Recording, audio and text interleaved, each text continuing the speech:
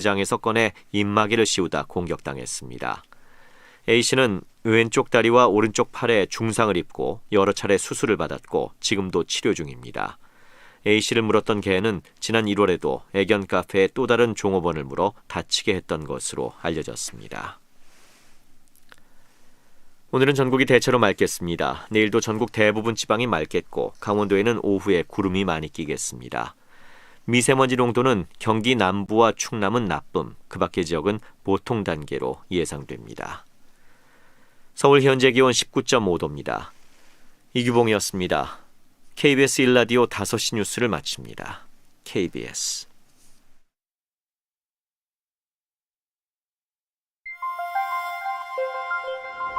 대한민국 중심 채널 KBS 1라디오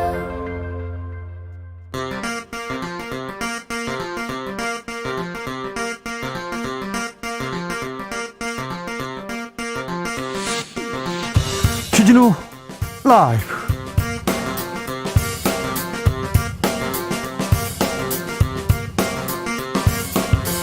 (2021년 4월 6일) 화요일입니다. 안녕하십니까, 주진우입니다. 서울시장 보궐선거를 하루 앞두고 여야가 엇갈린 선거 전망 내놨습니다. 더불어민주당은 3%포인트 내외로 박빙으로 이긴다, 국민의힘은 최소 15%포인트 이상 이길 것이다, 이렇게 전망했는데요. 결과는 여러분 유권자들의 선택에 달려 있습니다. 재보궐 특집 정치연구소 수엔영에서 여론조사 실제 투표 결과의 차이, 그리고 선거 막판 변수까지 분석해 보겠습니다. 오세훈 후보는 거짓말 후보다, 박영선 후보는 존재 자체가 거짓말이다. 박영선, 오세훈 서울시장 후보는 마지막까지 난타전을 이어가고 있습니다. 어제 주진우 라이브에서 박영선 후보가 박영선이 꿈꾸는 서울에 대해서 얘기했는데요. 이어서 오늘은 오세훈이 그리는 서울에 대해서 오세훈 후보 측 연결해서 이야기 들어보겠습니다. 전 세계 코로나 확산 추이가 심상치 않습니다. 인도는 하루 신규 확진자가 10만 명을 넘었습니다. 미국은 4차 유행에 진입했습니다. 프랑스는 전국 재봉쇄 카드를 꺼내들었는데요. 우리도 다시 방역의 끈을 단단히 조여야 하겠습니다. 코로나 상황 정상근 기자, 김은지 기자와 함께 정리해드리겠습니다. 나비처럼 날아 벌처럼 쏜다. 여기는 주진우 라이브입니다.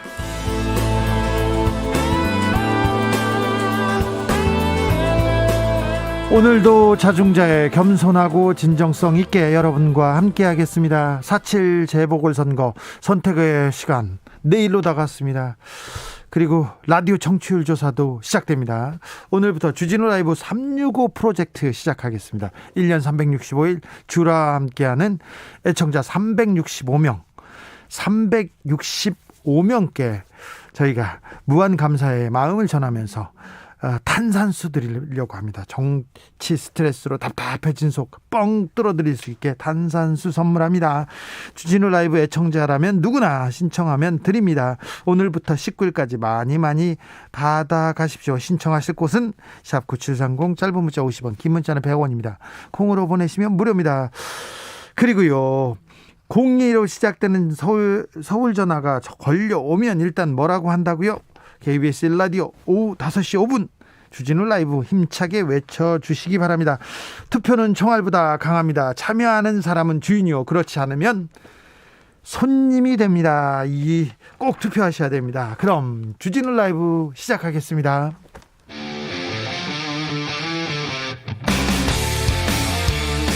탐사보도 외길 인생 20년, 주 기자가 제일 싫어하는 것은?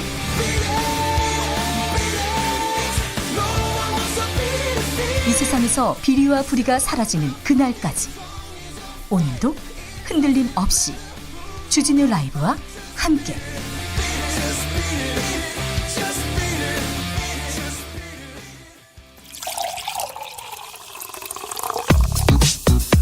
진짜 중요한 뉴스만 쭉 뽑아냈습니다. 주 라이브가 뽑은 오늘의 뉴스 주스. 정상근 기자, 어서 오세요. 네, 안녕하십니까. 코로나 상황 심상치 않습니다. 네, 오늘 0시 기준 코로나19 신규 확진자 수가 478명이 나왔습니다. 이틀째 400명대이긴 한데요. 오늘까지는 주말 검사 건수 감소 영향을 많이 받는 날입니다. 그렇죠. 그런데 사실 지난주 월요일, 화요일에는 300명대 확진자가 나왔거든요. 근데 주 후반부터 네, 계속 늘어납니다. 그렇습니다. 이 추세적으로도 확진자 수가 늘어나고 있는 건 분명합니다.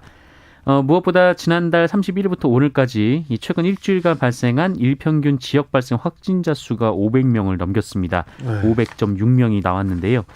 이 수치가 500명을 넘은 것은 3차 유행 때였던 지난 1월 16일 이후 80여일 만입니다.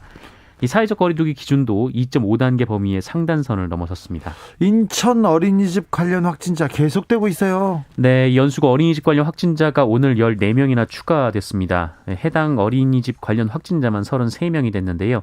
특히 이 중에 확진 판정을 받은 아이들이 11명이나 됩니다. 아이고.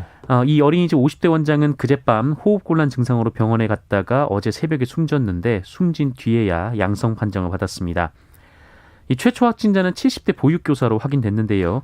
2주 전부터 발열 증상을 보였지만 코로나 검사를 받지 않았고 또 어린이집에도 계속 출근을 했습니다. 아프면 쉬어야 된다. 열나면 쉬어야 된다. 얘기했는데 가장 기본적인 수칙이 잘 지켜지지 않았어요. 네. 참고 회사에 가고 참고 일하고 안타깝습니다. 네, 또 다른 교사들도 집단 감염이 발생한 인천 연수구 호프집을 방문한 사실이 알려졌는데 어린이집에서 감염된 후 이 호프집으로 간 것으로 보이고요. 이 호프집에서 노래방으로 이어지면서 관련 확진자가 또 수십 명이 나왔습니다. 네. 그런데 호프집 안에 CCTV가 없었고 이 QR코드나 방문자 명단도 제대로 작성되지 않았습니다. 그러다 보니까 이 호프집에서 확진이 먼저 발견이 됐는데 해당 어린이집 교사들에게 연락도 가지 않은 것으로 보입니다. 이런 식으로 방역수칙에 작은 구멍들이 모여서 무더기 확진이 만들어졌는데요. 방역당국은 어린이집 원생들과 가족 그리고 이들의 접촉자 그리고 인근 어린이집까지도 전수조사하기로 했습니다. 네. 그래도 아직 우리나라에서는 4차 대유행으로 판단하기엔 이르다는 입장입니다. 네, 중앙사고수습본부는 아직 4차 유행이 본격화한 부분은 아니라고 진단했습니다. 윤태호 사고수습본부 반장은 수도권은 300명대 내외에서 큰 등락 없이 유지되고 있는 수준이라면서 지금의 유행을 이끄는 것은 비수도권의 집단 발생인데 집단 감염은 추가 확산이 없도록 잘 막으면 확산세를 안정시킬 수도 있다라고 그래도 밝혔습니다. 우리는 400명대에서 지금 잘 막고 있는 것 같습니다. 8440님께서 전북은 확진자가 1,500명이 넘었어요. 이렇게 나오는데 전북 누적 확진자가 1,577명입니다. 오늘 하루 29명이나 늘었답니다. 아이고, 지역 감염 걱정입니다. 북한이 도쿄올림픽 불참 선언했네요. 네, 북한은 올해 7월 개막 예정인 도쿄올림픽에 참가하지 않겠다라고 선언했습니다. 코로나19 때문인데요. 네. 북한 체육성은 홈페이지를 통해서 악성 바이러스 감염증에 의한 세계적인 보건 위기 상황으로부터 선수들을 보호하기 위해 올림픽에 참가하지 않기로 결정했다고 말했습니다. 네. 북한의 도쿄올림픽 참가를 기점으로 지난 2018년 평창올림픽 때처럼 이 남북미일 간의 대화 물꼬를 틀 수 있지 않을까 좀 기대감이 있었던 것도 사실인데요. 그렇습니다. 교착 상태에 빠진 남북 대화의 물꼬를 좀 틔우려고 했는데 네, 어렵게 됐습니다. 아이고, 네. 그리고 도쿄올림픽 됐어요. 성공 개최에 일본도 사활을 걸면서 이 김여정 노동당 부부장 방위를 은근히 기대를 하고 있었는데요. 이 물 건너간 상황입니다. 아이고, 좀 일본도 좀 대화에 나서고 북한도 좀 대화에 나서기를 바랬는데 조금 어려워진 것 같습니다. 내일이 재보궐선거입니다. 각 당에서는 모두 승리를 자신하고 있습니다. 네, 내일 새벽 6시부터 재보궐선거 투표가 시작이 됩니다. 서울시장, 부산시장 등 2명의 광역단체장들을 뽑는데요. 2명의 기초단체장, 광역의원, 기초의원 선거도 있습니다. 주호영 국민의힘 원내대표는 오늘 아침 라디오 방송에서 서울시장 관련해서 최소 15%포인트 이상 차이로 승리할 것이다 라고 했고요. 이낙연 대표는 다른 말 했어요. 네, 이 3%포인트 정도의 박빙으로 민주당이 승리할 수 있다라고 입장을 밝혔습니다. 자세하게 이 내용에 대해서 자세하게 잠시 후에 정치연구소 수엔영에서 저희가 분석해 드리려고요. 새 코너를 준비했습니다. 박영선 후보가 노회찬 전 정의당 대표가 탔던 6411 버스를 탔어요. 그랬더니 정의당이 비판했어요. 네, 박영선 더불어민주당 서울시장 후보는 오늘 6411번 버스를 타고 선거 유세를 펼쳤습니다. 네. 강남으로 가는 청소미화원 등이 많이 타는 이 버스는 고 노회찬 전 정의당 의원이 언급해서 화제가 된 바 있습니다. 네. 박영선 후보는 버스 탑승 전에 기자들과 만나서 이 서울의 새벽을 깨우는 필수 노동자들과 같이 버스를 타면서 필수 노동자의 삶이 투명인간이라는 이야기를 듣지 않을 수 있도록 제도를 바꾸고 지원할 방법은 없는지 생각해보기 위해 버스를 탔다고 설명했습니다. 예. 박영선 후보는 앞서도 이 정의당이 지원을 기대하는 말을 했는데요. 그 여영국 정의당 대표가 이를 거부한 바 있습니다.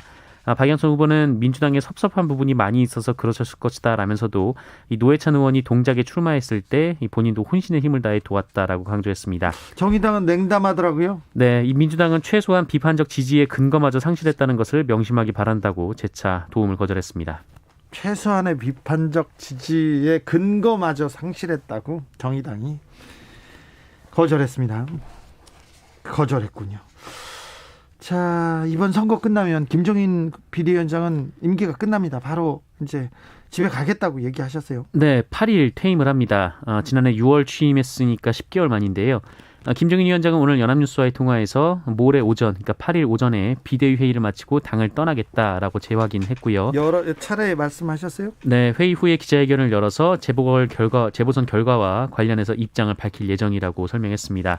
네, 정세균 국무총리도 곧 퇴임한다는 기사가 나왔죠? 네, 이르면 재보궐선거 직후인 다음 주 정세균 국무총리가 거취에 대해서 결단을 내릴 것이다라고 여러 언론이 보도했습니다.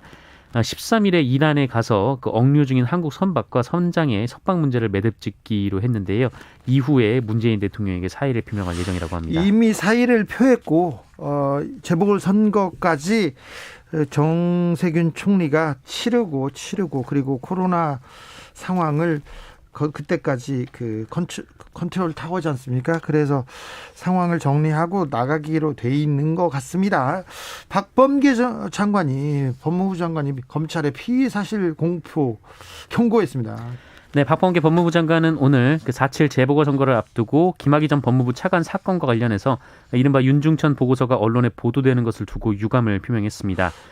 최근 조선일보, 중앙일보, 동아일보, 이 문화일보 등에서 잇따라 단독을 달고 이 서울중앙지검 수사팀이 이 청와대발 기획사정 의혹을 수사 중이며 청와대를 향한 수사가 본격화될 것이다라는 보도를 쏟아내고 있습니다. 그야말로 쏟아내고 있었어요. 네, 이 기획사정 의혹이란 이 청와대가 이 법무부와 행정안전부 등의 김학의 전 차관 성접대 의혹, 클럽 버닝썬 의혹, 고 장자연 씨 성접대 의혹과 관련해서 청와대 보고용 자료를 제출해달라라고 요청했다는 내용입니다. 박범계 장관이 경고했습니다. 강력하게. 네, 이 검찰이 선거에 영향을 주려는 목적으로 고의로 청와대를 겨냥한 수사 관련 내용 보도가 나오게 하고 있다라고 보고 있고요. 이를 두고 착잡하기 그지없다라고 밝혔습니다.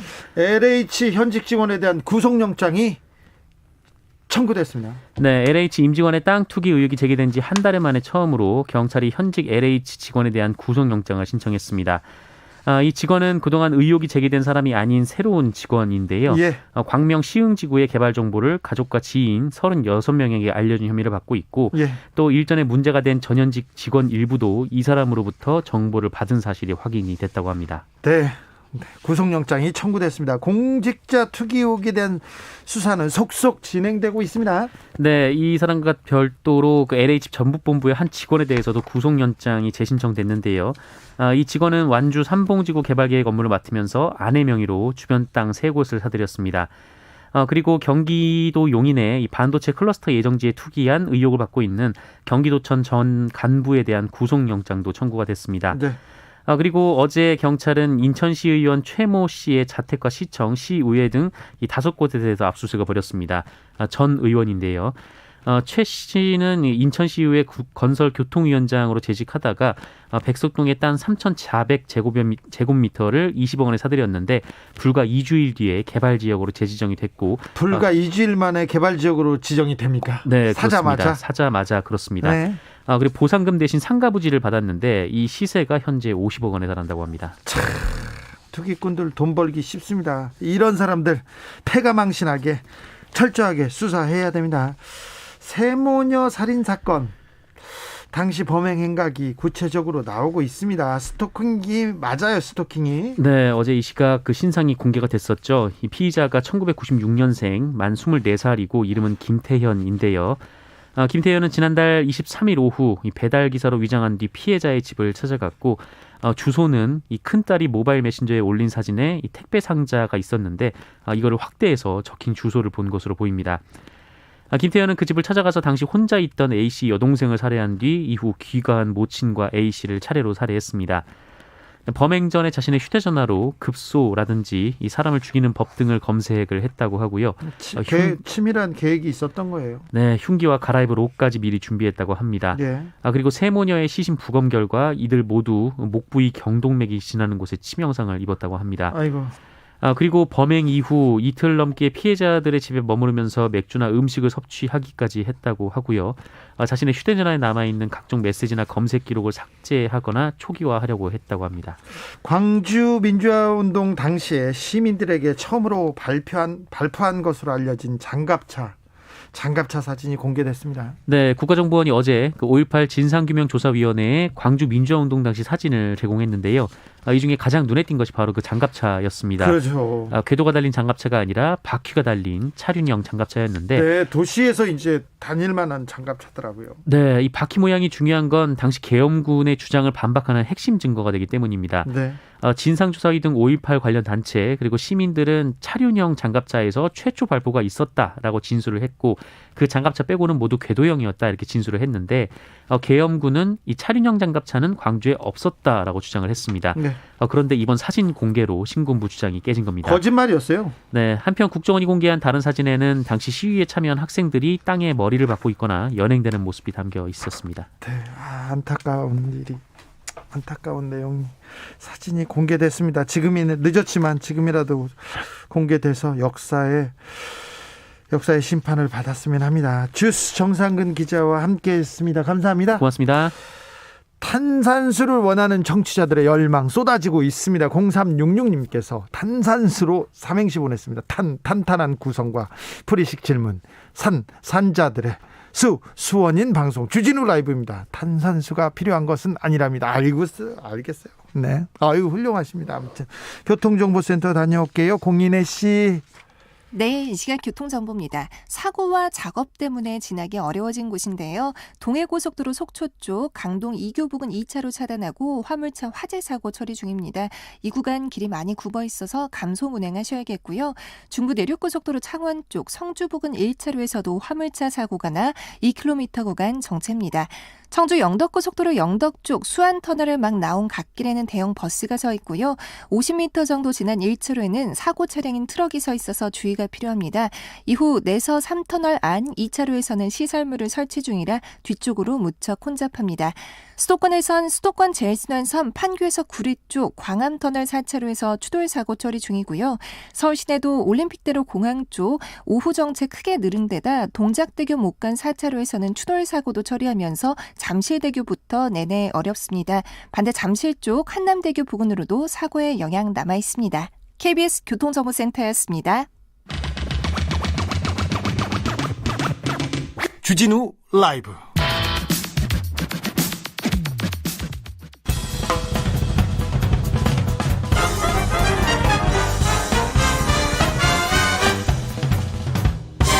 훅 인터뷰. 모두를 위한, 모두를 향한 모두의 궁금증 훅 인터뷰.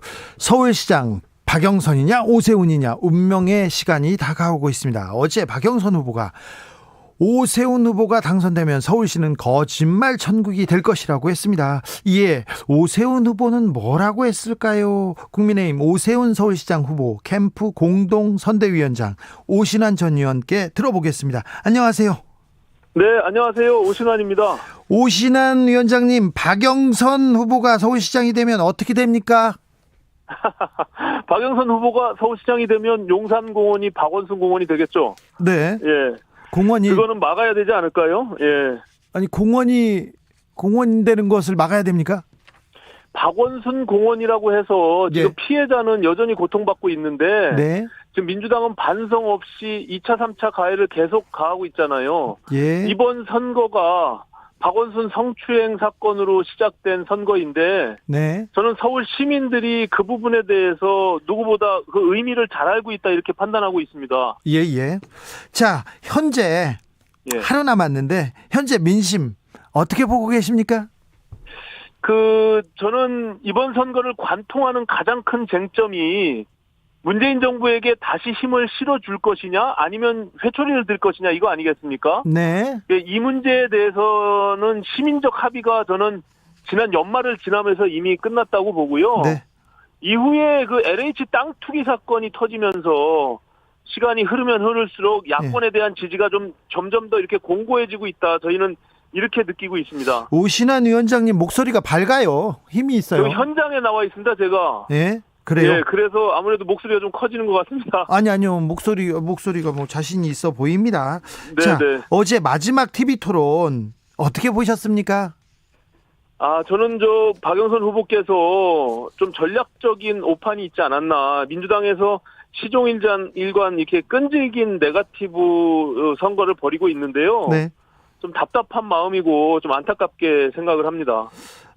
오신환 후보님이 이렇게 그 위원장님이 후보가 됐으면 이런 네거티브가 조금 없었을 텐데요. 뭐 그럴 수도 있겠죠. 제가 뭐 경선 과정에서도 얘기했지만 지금 코로나하고 부동산 대란으로 인해서 시민들의 삶이 너무나 어렵잖아요. 예. 그래서 이 시민들의 삶을 어떻게 바꿔낼 것인지, 서울의 미래 비전이나 정책을 어떻게 할 것인지, 사실은 이런 선거가 돼야 되는데 그런 얘기는 좀 그렇지 못한 과거에 머무는 이런 선거, 네. 또 네거티브 선거가 너무 안타깝습니다. 예. 네, 박영선 후보는 내곡동 의혹 굉장히 중요하다. 오세훈 후보가 거짓말하고 있다고 이렇게 단언하시던데요. 아니 사실 이번 선거에서 그 생태탕하고 선글라스가 대체 우리 서울 시민들의 삶과 무슨 상관이 있습니까? 그래서 저는 이번 사태의 본질은 네. 생태탕이 아니고 예.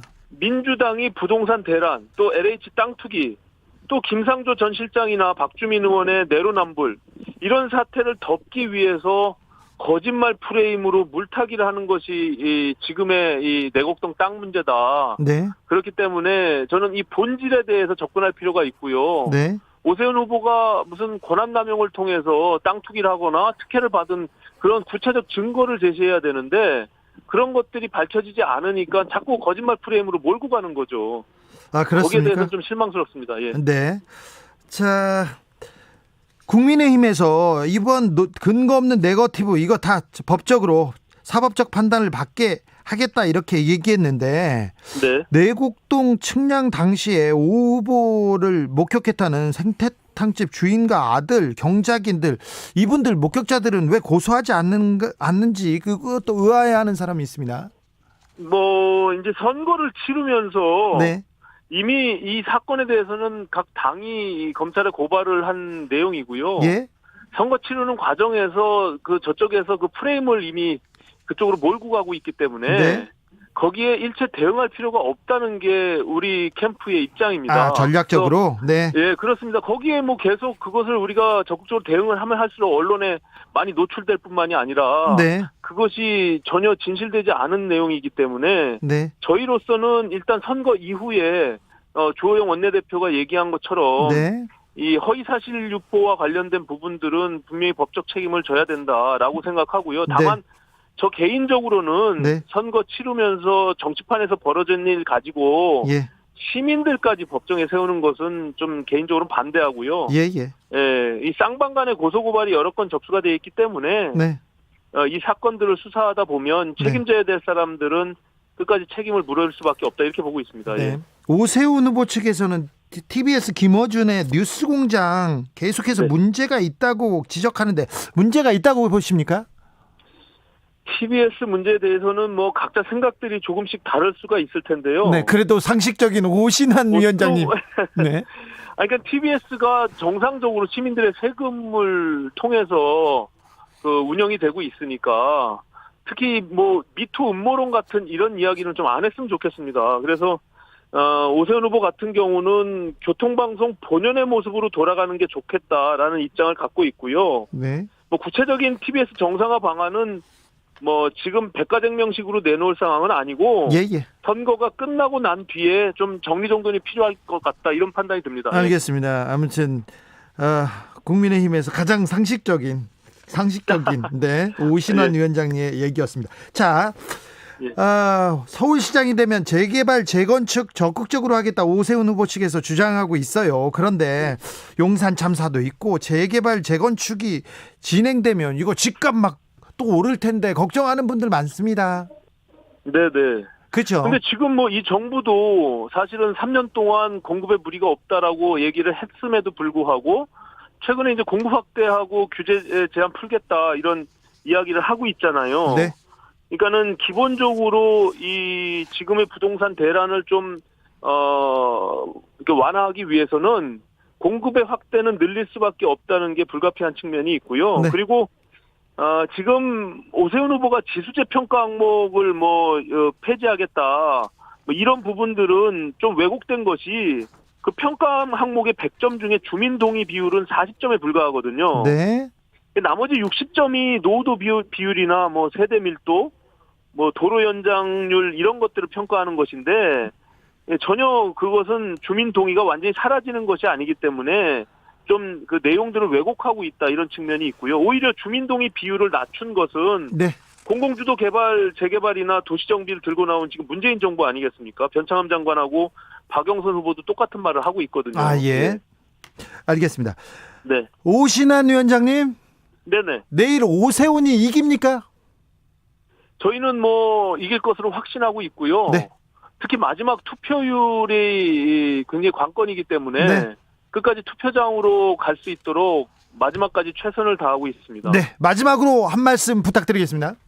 예, 투표가 바로 내일입니다. 예, 존경하는 시민 여러분들께서 투표장으로 가셔서 결국엔 권력을 투표가 이길 수 있다는 정의를 좀 보여주시길 바라겠고요. 박원순 전 시장의 성추행 사건으로 치르게 된 선거입니다. 그래서 문재인 정권 또 부동산 대란, 일자리 대란 일으켜놓고 이렇게 무책임한 모습으로 무능한 정권에 대한 심판 반드시 필요하다 생각합니다. 민심의 회초리를 들어주시고요. 한 분도 빠짐없이 투표에 꼭 참여해 주시기를 당부 말씀드립니다. 여기까지 듣겠습니다. 국민의힘 오세훈 서울시장 후보 캠프의 공동선대위원장 오신환 전 의원이었습니다. 감사합니다. 감사합니다. 나비처럼 날아 벌처럼 쏜다. 주진우 라이브.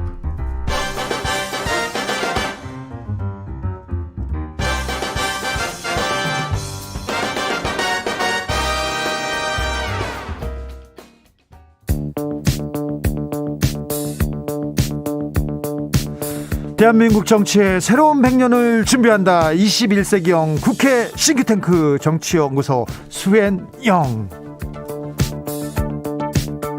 4.7 재보궐 특집으로 준비했습니다. 여론조사 공표 금지입니다. 금지 기간인데요. 주진우 라이브에서 여론 추이를 읽는 데는 대가 두 분을 모셔가지고 확실하게 분석해 보겠습니다. 자, 바닥 민심을 데이터로 예리하게 분석하는 정치는 데이터다, 정치는 과학이다. 이택수 리얼미터 대표님 어서 오세요. 네, 안녕하세요. 택수 형 오랜만에 오셨습니다. 네. 정치는 촉이다, 정치는 감이다. 최영일 평론가님 어서 오세요. 안녕하십니까. 텔레비전에 있다가 동해번쩍 서해번쩍 우리 최영일 평론가님. 뭐 촉과 감 때문에 네. 말할 게 많네요. 그렇죠. 빛나는 촉과 감 때문에. 네. 이제 선거가 정말 코앞으로 다가왔습니다. 오늘 6시간 반 정도 지나면 공식 선거운동 마무리입니다. 그렇죠. 선거 마지막 날인데 그렇죠. 선거 마지막 날에도 많은 변수가 있을 수 있어요. 2002년 대선 전날이었죠. 아유, 정몽준 후보가 네. 김은국 가수 김은국 씨하고 둘이서 아주 맞아요. 심도 높은 토론을 하다가 갑자기 마지막 유세를 거부하고 지지를 철회하죠. 네, 불고기를 먹고 냉면을 먹다가 갑자기 네. 지지 철회를 하시더라고요. 그날 저녁에 저 진짜 너무 바쁘게 뛰어다녔습니다. 그래요. 네, 그런 일도 있었죠. 토요일인데 그날 새벽에 노무현 후보는 또 네. 정몽준 후보의 집 앞을 찾아가고 문전 박대당했죠. 네, 그런 일이 있었죠. 네, 그런 일이 있었습니다. 하루 남았는데 몇 시간 남았는데 무슨 일이 있을지는 모릅니다. 자, 최영일 평론가가 지난주에 52.5% 정도 투표율이 될 거라고 맞아요. 재보궐선거 상당한 열기 때문에 투표율 높을 거라고 얘기했는데 어떻게 보십니까? 택수형 이택수 대표님. 저는 조금 더 높게 보고 있습니다. 더 높게? 한 바꿔? 50 한 4-5% 정도 와, 높다. 네. 충분히 나올 것 같습니다. 그렇습니까? 저는 일주일 사이에 예. 1%를 빼기로 했어요. 그래요? 51.5%. 51.5%. 격차는 저 택수형하고는 좀 더 벌어지네요. 네, 거기까지는 봐드리겠습니다. 네네. 자, 바닥 민심이 어떻게 흘러가고 있습니까? 이택수 대표님? 네, 바닥 민심은 그 양 캠프에서 지금 열띠게 지금 누비고 다니고 그렇죠. 있는데 결집하고 있습니까? 예, 그 현장의 모습은 굉장히 뜨겁습니다. 네. 현장의 모습은 뜨거운데 저희가 여론 조사를 계속 공표는 못하지만 계속 지금 하고 있거든요. 네. 근데 뭐 그닥 뭐 출렁이 믿거나 이런 상황 같지는 않습니다. 아, 그래요? 왜냐하면 이제 대통령 국정수행 평가는 네. 선거 여론사가 아니기 때문에 슬쩍 흘려도 되는데 대통령 국정수행 평가가 지금 뭐 이렇게 크게 출렁이 믿거나 거의 비슷한 수치로 네, 하고 그런 있습니다. 상황인데 물론 이 뭐 정당 지지도라든지 후보 지지율은 출렁일 수 있겠죠. 근데 그거는 저희가 말씀드릴 수는 없고 실제 물 밑에서 조금씩의 움직임 뭐 이건 충분히 있을 수가 있는데 저희가 그 심연까지는 지금 들어갈 수가 없는 상황이다 보니까 촉은 어떻습니까? 예, 민심에 촉이 대한. 필요합니다. 지금 전체적인 흐름은 자, 야당이 지금 막 이제 불을 지펴놓은 정권 심판론 이 바람이 불어오는 건 사실이에요. 네. 젊은 층들도 화가 났고 네. 또 이제 서울에 집 없는 중산층들도 화가 났고 중산층 서민층이죠.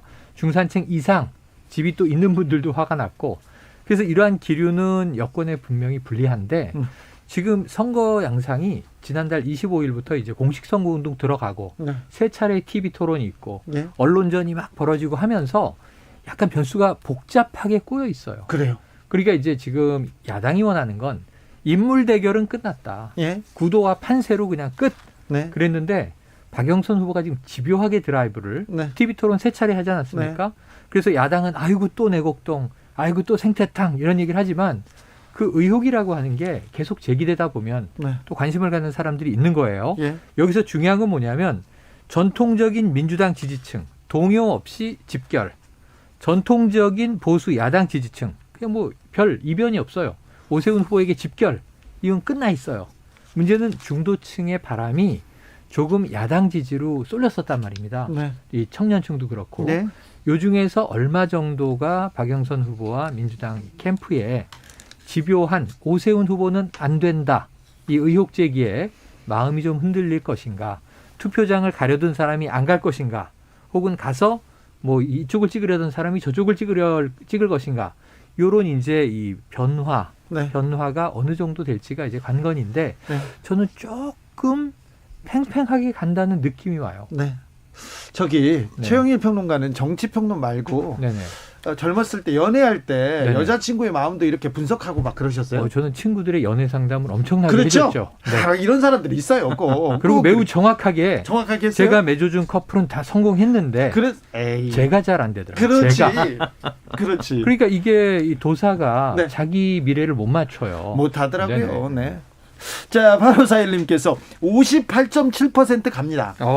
58점. 네, 맞히면 상품 줍니까? 네, 야. 맞히시면 저희가 축하 박수 하면서 이 정도 용광로인데요. 네, 축하드리겠습니다. 자, 이택수 대표님, 네. 이번 보궐선거의 캐스팅 보트 20대가 지고 있습니까? 2030층의 표심은 어디로 향할까요? 네. 과거에는 40대가 캐스팅 보트 세대라고 했습니다. 항상 그랬잖아요. 네. 그래서 이제 전체 의견하고 40대 의견이 거의 비슷해서 네. 40대 연령층만 봐도 이번 판세를 좀 알 수 있다 이렇게 봤는데 잠시만요. 내일 투표하시는 네. 2030 세대 듣고 계시면 의견 들려주시죠. 의견 좀 주세요. 우대하겠습니다. 선물도 막 드리고 있겠습니다. 자, 그런데 최근 들어서는 20대가 네. 그런 경향성을 나타내고 있어서 네. 20대 여론만 봐도 전체 여론을 읽을 수 있을 정도로 네. 좀 대표성을 지니고 있는데요. 20대 같은 경우는 좀 유연합니다. 그리고 이제 진영 논리에 빠지지 않고 그렇죠. 또 확정 편향이 없고 네. 그때 사안에 따라서 어떻게 보면 좀 의리가 없어 보이긴 하는데 이쪽으로 갔다 저쪽으로 갔다 하는 그런 유연성이 있습니다. 네. 그래서 40대, 30대는 이제 그래도 진보 성향의 유권자들이 있고 또 50대 이상은 최근 들어서 이제 보수 성향을 이제 나타내고 있는데 20대는 사안에 따라서 왔다 갔다 하는 네, 그 그래서 스윙보터 그 역할을 좀 하고 있죠. 네. 20대 네. 아유 세상을 어떻게 알아? 철도 없어. 그렇지 않습니다. 20대 세상 잘 알고요. 그럼요. 항상 그 뭐 깨어 있고요. 그리고 잘 그 어떤 결정 잘 해왔어요. 야, 자, 그래서 우리 믿습니다, 텍스 저는. 형이 네. 텍스 형이 이제 20대 칭찬도 하시면 깜짝 놀랐어요. 네. 의리가 없어 보이기도 하지만 그럼 이제 청년층 폄훼 발언으로 선거에 영향을 줄 수 있는데 다행히 후보가 아니시기 때문에 용서해드리기로 하고요. 우리 아들들 둘 다 20대인데 네. 오늘 집에 가면 또 혼나겠네요. 아니 저희 아이 둘도 20대고 지금 그렇습니까? 20대와 토론을 많이 하게 돼요. 네. 20대 생각이 궁금하고. 근데 토론이 됩니까? 20대 제가 한 이번 선거 기간에 만나서 네. 좀 20대들은 어떤 생각이에요? 네. 하고 이야기한 깊이 이야기한 세 분이 네. 똑같은 얘기를 한 게 저는 오세훈 후보가 좋지 않아요. 네. 그분 잘 몰라요. 네. 저는 박영선 후보가 싫지 않아요. 네. 그분 잘 몰라요. 하지만 문재인 정부는 야단 쳐야 돼요. 그러니까 지금 20대의 심경이 지금 뭐 일자리, 주거, 뭐 복지 이런 문제들에 대해서 정권 심판론의 바람에 이렇게 같이 네. 결이 같다는 것은 좀 느껴지더라고요. 그리고 네. 20대가 부동산에 대해서 관심이 엄청 많습니다. 주식에 대해서 관심이 재테크에 많습니다. 대해서도 많아요. 왜 그러냐면요. 네. 언론에서 20대, 30대를 엄청 흔들었거든요. 네네. 2957님이 이렇게 얘기하십니다. 언론의 영향을 많이 받겠죠. 아무래도 20, 30대가 안 그러던데. 안 그래요? 20대는 언론의 영향이 없다고 스스로 얘기해요. 본인들은- 우리는 뉴스 잘 안 봐요. 네. 레가시 미디어, 기성 미디어 잘 안 보고 저희는 친구들과의 이야기를 통해서 정보를 교환하다가 네. 관심 있는 책을 깊이 보든가 온라인 커뮤니티 유튜브를 통해서 예. 말씀하신 대로 온라인 커뮤니티 예를 들면 재테크에 대해서 같이 스터디하는 그룹 이런 곳에서 정보를 얻기 때문에 이 기성 미디어에는 별 관심이 없어서 뉴스는 모른다 네. 이렇게 얘기하더라고요. 네. 이게 이제 20대 특성이고 30대는 아무래도 사회를 나오니까 말씀하신 언론의 영향을 좀 받습니다. 30대는. 그리고 어떻게 돌아가는지 잘 알고 있어요. 네. 그런데 어쨌든 이 30대가 지금 제가 보기에는 이건 저의 촉과 감인데 6대4 정도로 이번에는 야당 쪽으로 기울어 있었는데 지금 마지막 일주일 동안 이게 어떻게 이동하고 있는지 네. 조금 저는 딱 단정하기는 어려워요. 만약 민주당 쪽으로 오고 있다면 민주당이 약간 기대를 더 해볼 수도 있는 조짐이 아닌가 싶어요. 변화의 흐름이 있습니까? 이택수 대표님? 뭐 아까 말씀드린 대로 대통령 국정수행 평가 기준으로 보면 큰 변화의 흐름은 아직은 감지되지 않고 네. 어제 TV토론 3차 토론이 있었는데 뭐 특별한 이슈가 없었기 때문에 맞아요. 제가 봤을 때는 뭐 20대의 표심도 최영일 평론가께서 말씀하신 대로 보수 쪽으로 한 뭐 4대 6 정도 기울어져 있었는데 그 표심의 변화가 계속 있겠는가? 유지되는 쪽으로 네. 있지 않을까. 큰 예상합니다. 변화는 보이지 않는다. 네. 네, 수치상으로는 네. 강수경님께서 선거 때만 찾는 2030 의미가 있나요? 누가 돼도 기대 안 됩니다. 이런 얘기하셨고 이분도 네. 이분도 이거 좀 냉정하게 얘기하시는 거예요. 네네. 이 사회에 대해서. 지금 차갑죠. 네, 아. 차갑습니다. 7910님, 만 18세 유권자 입장도 살펴주세요. 18세 유권자들 섭섭할 것 같네요. 그렇습니다. 18세, 19세 투표할 수 있습니다. 생일이 교복 입은 지난, 사람들도 예, 생일 지나면 투표할 수 있습니다.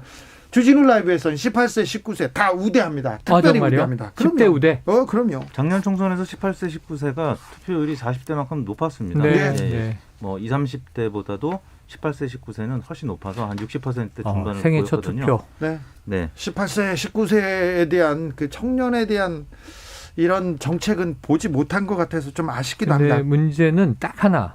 이 청년층이 뭐 이 보수 지지가 이번 선거에선 강하다. 이게 중요한 게 아니고 이들이 얼만큼 투표장에 갔느냐. 네. 내일 갈 거냐. 이게 네. 중요하거든요. 그것도 마지막에 좀 참 궁금한 통계예요. 예, 그렇게 이렇게 분노에 끌어있는데 얼마나 투표장에 갔느냐. 이걸 한번 확인해 볼 필요도 그리고 이 있습니다. 30, 40대랑 달리 18세, 19세 그리고 20대는 오세훈 후보에 대해서 잘 모릅니다. 실제 그렇죠. 10년 전에 용산 참사라든가. 서울시장 후보 사퇴를 했던 그 네. 작년도 어릴 때 있었던 맞아요. 일이기 때문에 맞아요. 30, 40대에 비해서 오세훈 후보는 거의 신인에 가까운 그런 느낌으로 받아들이고요. 네. 안철수 후보에 대한 지지가 사실은 조금 더 20대가 강했었는데 그래요? 안철수 후보하고 단일화가 이제 잘 성사가 되면서 20대 지지가 오세훈 후보한테 지금 많이 가 있는 상황이라고 볼 수 있습니다. 0385님께서 20대, 30대가 기성 미디어 안 본다고 하지만 대부분 정보 어디서 나오나요? 하늘에서 뚝 떨어지는 게 아니라 기성 미디어에서 나오고 그걸 또 가공해서 정보 얻는 거죠. 그렇죠, 네. 그렇죠. 맞습니다. 자, 근데 어제 마지막 TV 토론이 있었습니다. 박영순, 오세훈, 박영선. 거의 대부분 생태탕인가 내곡동인가 생떼탕인가 이 여기에서 그냥 얘기가 왔다 갔다 하다가 끝났는데 네. 자, 이택수 대표님 네. 오세훈 후보의 내곡동 땅 의혹 꺼지지 않습니다. 이 내곡동은 선거에 영향을 크게 미칠까요? 어떻게 마무리될까요? 지금까지는 큰 영향을 미치지 못했습니다. 그래요? 이제 3차 TV 토론 전까지는 네. 큰 영향을 못 미쳤고요. D-6 이전에 여론조사를 했던 결과를 보면 이 내곡동, 이 생태탕 뭐 이런 부분들은 전체 서울 선거 이슈 중에 한 6번째 정도. 그래요? 예, 10%도 나타나지 않았습니다. 중요 그래서- 이슈가 아니었네요. 관심사가. 예, 그래서 왜냐하면 양쪽의 공방이 워낙 치열하기 때문에 이거는 결국 사법부의 판결로 네. 나중에 추후에 이제 결과가 나올 것이다라고 보고 일단 선거는 뭐 중간 평가적인 구도의 문제라든지 뭐 정책 이런 부분에 좀 집중을 하는 것 같아요. 개인의 도덕성은 네. 쉽게 이 팩트 체크가 안 된다라고 판단을 해서인지 이번 선거에서는 크게 영향을 미치지 못하고 있네요. 현재까지 영향을 미치지 못했는데 네. 지금 거의 다 시간이 다 됐기 때문에 6시간밖에 안 남은 상황이기 때문에 네. 사실상 개인의 도덕성은 큰 영향을 미치지 못했다 이렇게 봐야 될 것 같습니다.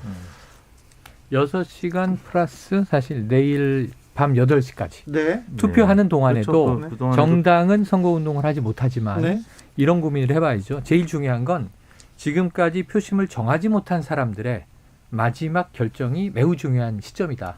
그럼 이제 오늘 이 시간에 모르겠어. 여당도 이런 장단점이 있고 야당도 이런 장단점이 있고 나에게 도움이 되는 후보는 누구일지 모르겠는데 네. 이게 1년여 잔여 임기를 수행하는 시장인 것이고 네. 그럼 내년 6월에 또 지방선거 해야 되는데 도대체 누가 좋을까? 이 고민을 하면서 여러 가지를 고민하고 찾아보고 있을 거란 말이에요. 네. 그러다가 내일 투표를 포기하면 이건 사표가 되는 거고 예.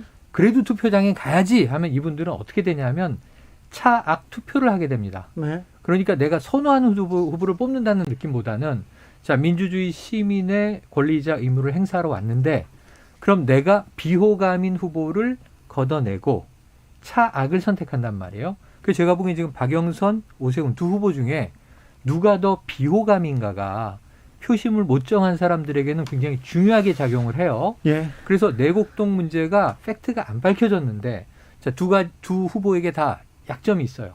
지금 여러 가지 공약이나 정책 문제보다는 왜 여당의 박영선 후보는 너무 내곡동에 올인한 거 아니냐.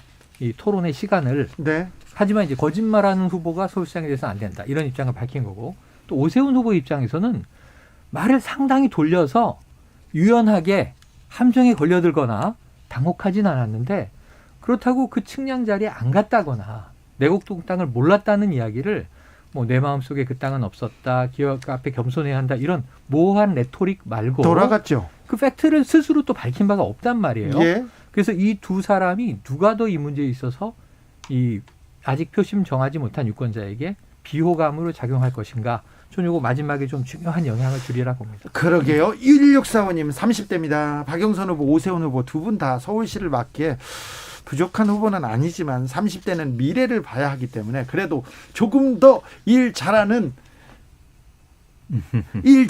주진우 후보요? 땡땡땡 후보가 되기를 바랍니다. 얘기합니다. 자, 부산으로 가보겠습니다. 네. 부산 보궐시장 선거 마지막 변수는 뭐라고 보시는지요? 이택수 대표님.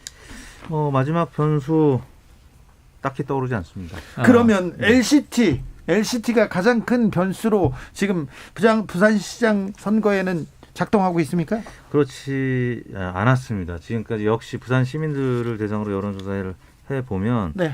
LCT, 그다음에 가덕도 네. 이게 주요 이슈가 아니었어요. 여기도 똑같이 부동산, LH 이런 문제들이 한 50% 이상 네. 더 큰 문제였고 지역 경제 활성화 네. 이런 부분에 대해서 관심이 많은데 네.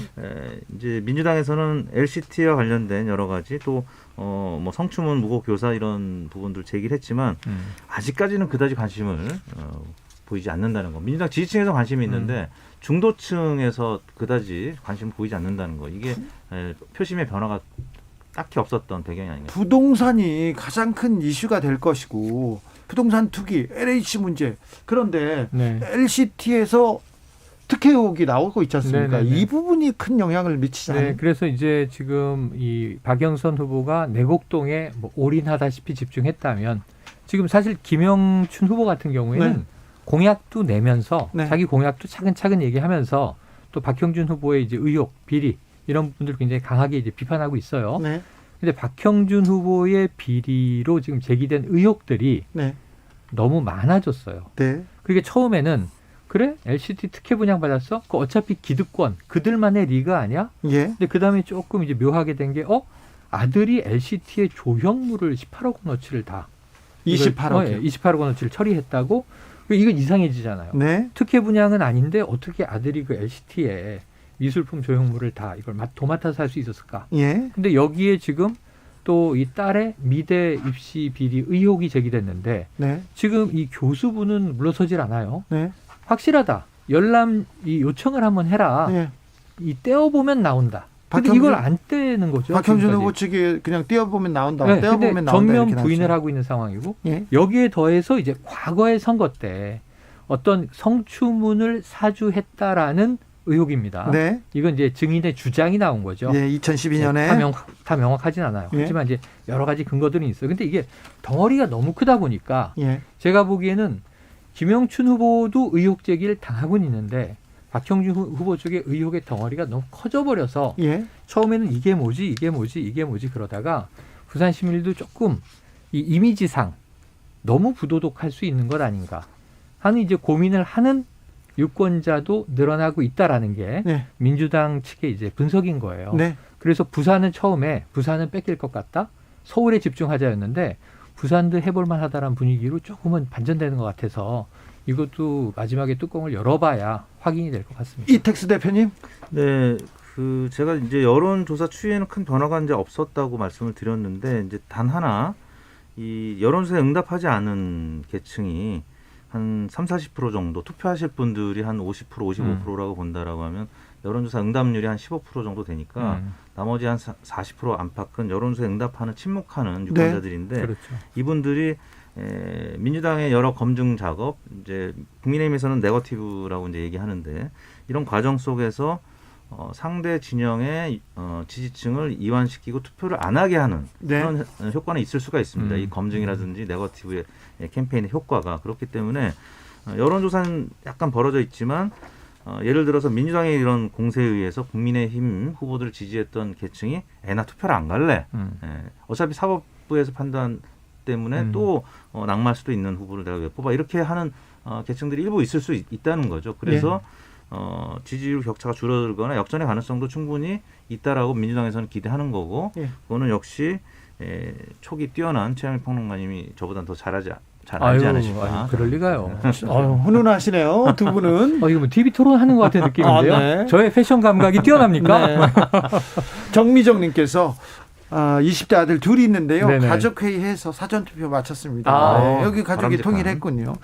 통일했어요. 그런 것 회의를 같습니다. 해서. 네. 이승복님께서는 서울 부산에 살지 않는 사람으로서 이번 선거를 보면서 서울 부산 시민들의 수준을 알 수 있을 것 같습니다. 네. 얘기했습니다. 그렇습니다. 자, 민주당에서는요 3% 박빙 3% 차이로 이긴다고 얘기하고요. 아니다 국민의힘에서는 15%는 우리가 넉넉하게 이긴다 얘기 네. 나옵니다. 어느 쪽이 가까울까요?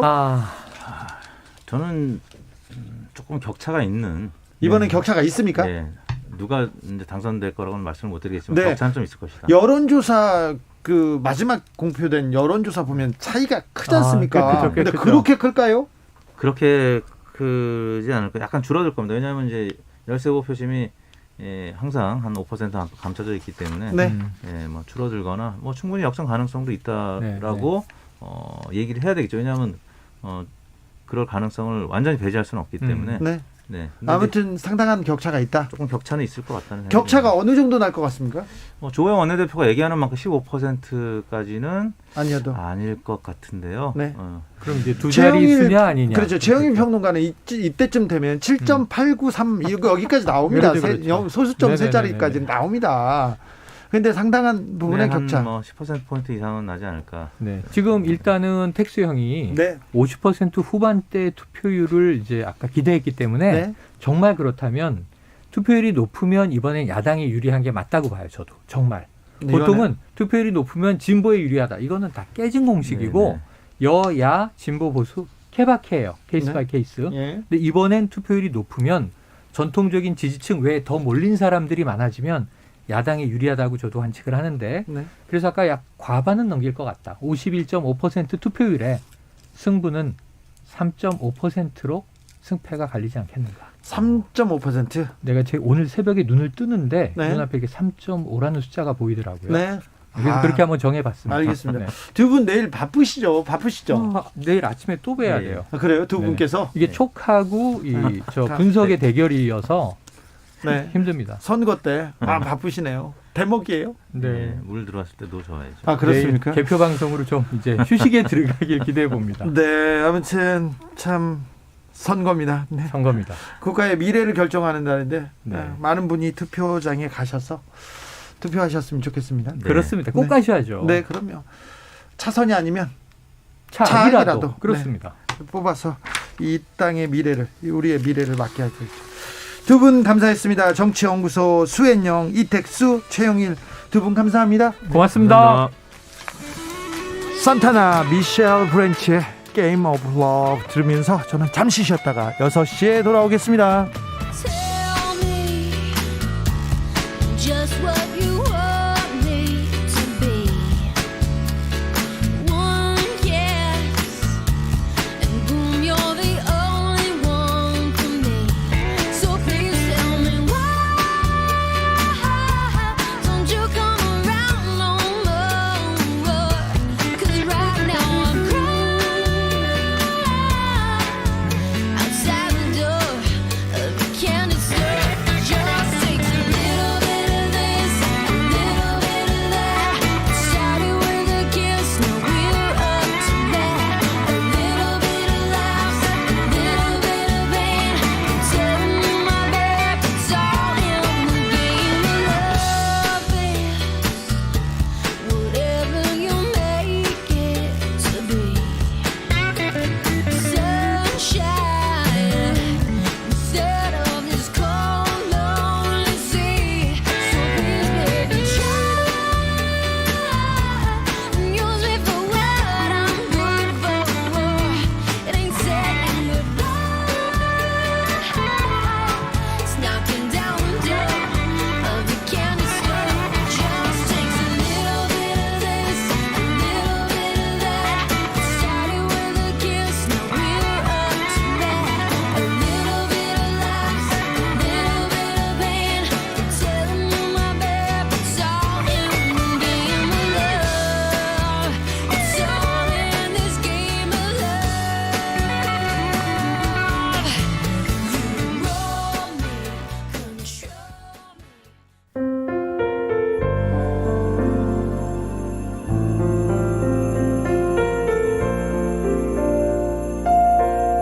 KBS 라디오 연중기획 희망충전 대한민국 424번째 이야기.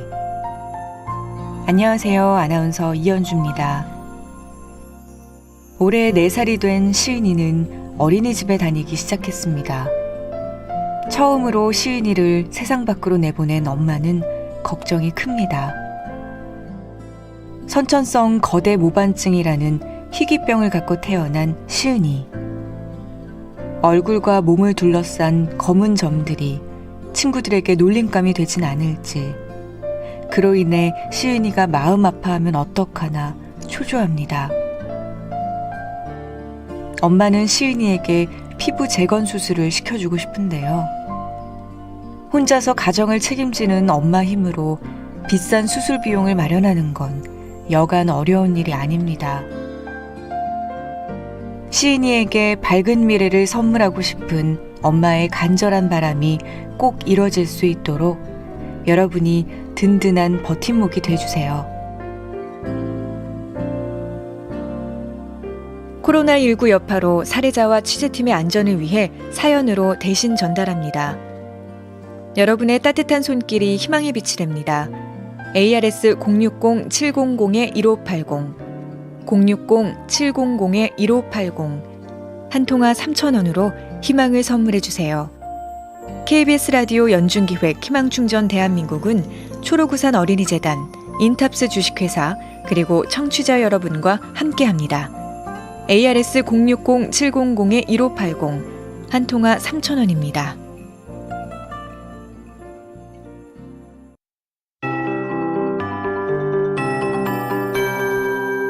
KBS 58분 날씨. 널따란 창으로 보이는 하늘을 보면 오늘 기온 충분히 가늠하게 해주는데요. 아침엔 조금 쌀쌀했지만 오늘 한낮 최고 기온이 20도 안팎을 기록했습니다. 일교차가 오늘도 15도 가까이 크게 났습니다. 서울의 낮 최고 기온은 평년보다 2.7도가 높은 19 19.2도를 기록했고요. 전국 최고 기온을 기록한 구미의 낮 기온 22.1도였습니다. 4월에는 쉴 새 없이 크고 작은 바람도 부는데 오늘 부드럽게 불고 있습니다. 주말까지 맑은 날씨가 예보돼 있어서 날씨의 별다른 변화는 당분간 없겠습니다. 이렇게 맑은 날씨가 누적되면서 다시 건조해지겠습니다. 산불 등 화재 예방에 신경 쓰셔야겠습니다. 오늘 전국이 대체로 맑겠고 내일도 맑은 가운데 강원도에는 오후에 구름 양이 많겠습니다. 내일 아침 최저기온 대관령 영하 1도, 서울 8도 등 3도에서 11도 분포를 보이겠습니다. 내일 새벽에 기온이 영하로 떨어지는 곳에서는 서리가 내리고 얼음이 오는 곳이 있겠습니다. 농작물 관리 잘 해주셔야겠습니다. 내일 낮 기온 오늘과 비슷해서 서울 20도, 대전, 광주, 대구 21도 등 16에서 22도 분포를 보이겠습니다. 미세먼지 예보상 오늘 밤 수도권과 충남을 시작으로 다시 나쁨 단계로 예보가 돼 있습니다. 특히 내일은 서쪽 지역 전체적으로 호남 지역까지 포함해 좋지 않을 것으로 보입니다. 지금 서울의 기온은 19도입니다. 강혜종입니다.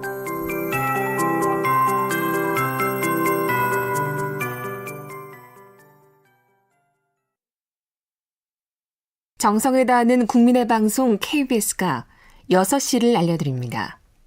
AM 711kHz, FM 97.3MHz, KBS 1라디오입니다.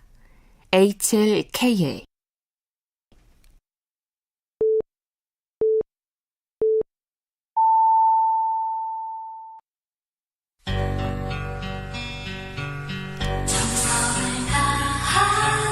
정성을 다하는 국민의 방송 KBS 주진우 라이브. 그냥 그렇다고요. 주진우 라이브 함께하고 계십니다. 잠시 라디오 정보 뉴스 듣고 돌아오겠습니다. 라디오 정보센터의 정한나 씨. 방역당국이 국내에서 위탁 생산 중인 아스트라제네카사의 코로나 백신 수출 제한 가능성과 관련해 조기에 백신이 적절하게 도입되게 하기 위해 가능한 한 대안을 모두 검토하고 있다고 오늘 정례 브리핑에서 밝혔습니다. 정부의 탄소 중립 정책에 적극 대응하고 에너지 전환 정책을 뒷받침하기 위해 민간기업 중심의 에너지 연합체가 출범했습니다. 현대경제연구원과 SK, GS, 포스코 등 에너지기업 9개사는 이날 오후 서울 롯데호텔에서 에너지 얼라이언스 출범식을 열고 상호협력 업무 협약을 맺었습니다. 오늘 기획재정부에 따르면 지난해 말 기준 우리나라의 국가채무는 846조 9천억 원입니다. 국내 총생산 대비 국가채무 비율은 지난해 44%로 2019년보다 6.3%포인트 뛰었습니다. 부동산 투기 의혹을 수사 중인 경찰은 오늘 오후 청와대 경호처와 LH 진주본사, 경호처 과장 A씨와 LH 현직 직원이자 A씨형의 자택 등 4곳에 수사관 11명을 보내 압수수색을 진행했습니다. 정부는 오늘 북한이 도쿄올림픽에 불참하기로 한 데 대해 아쉽다는 입장을 밝혔습니다. 통일부 당국자는 남북이 스포츠 교류를 통해 한반도 평화 협력을 진전시킨 경험이 있는 만큼 앞으로도 스포츠 등 여러 분야에서 이런 계기를 찾기 위한 노력을 계속해 나갈 것이라고 강조했습니다. 지금까지 정보센터 뉴스 정한나였습니다.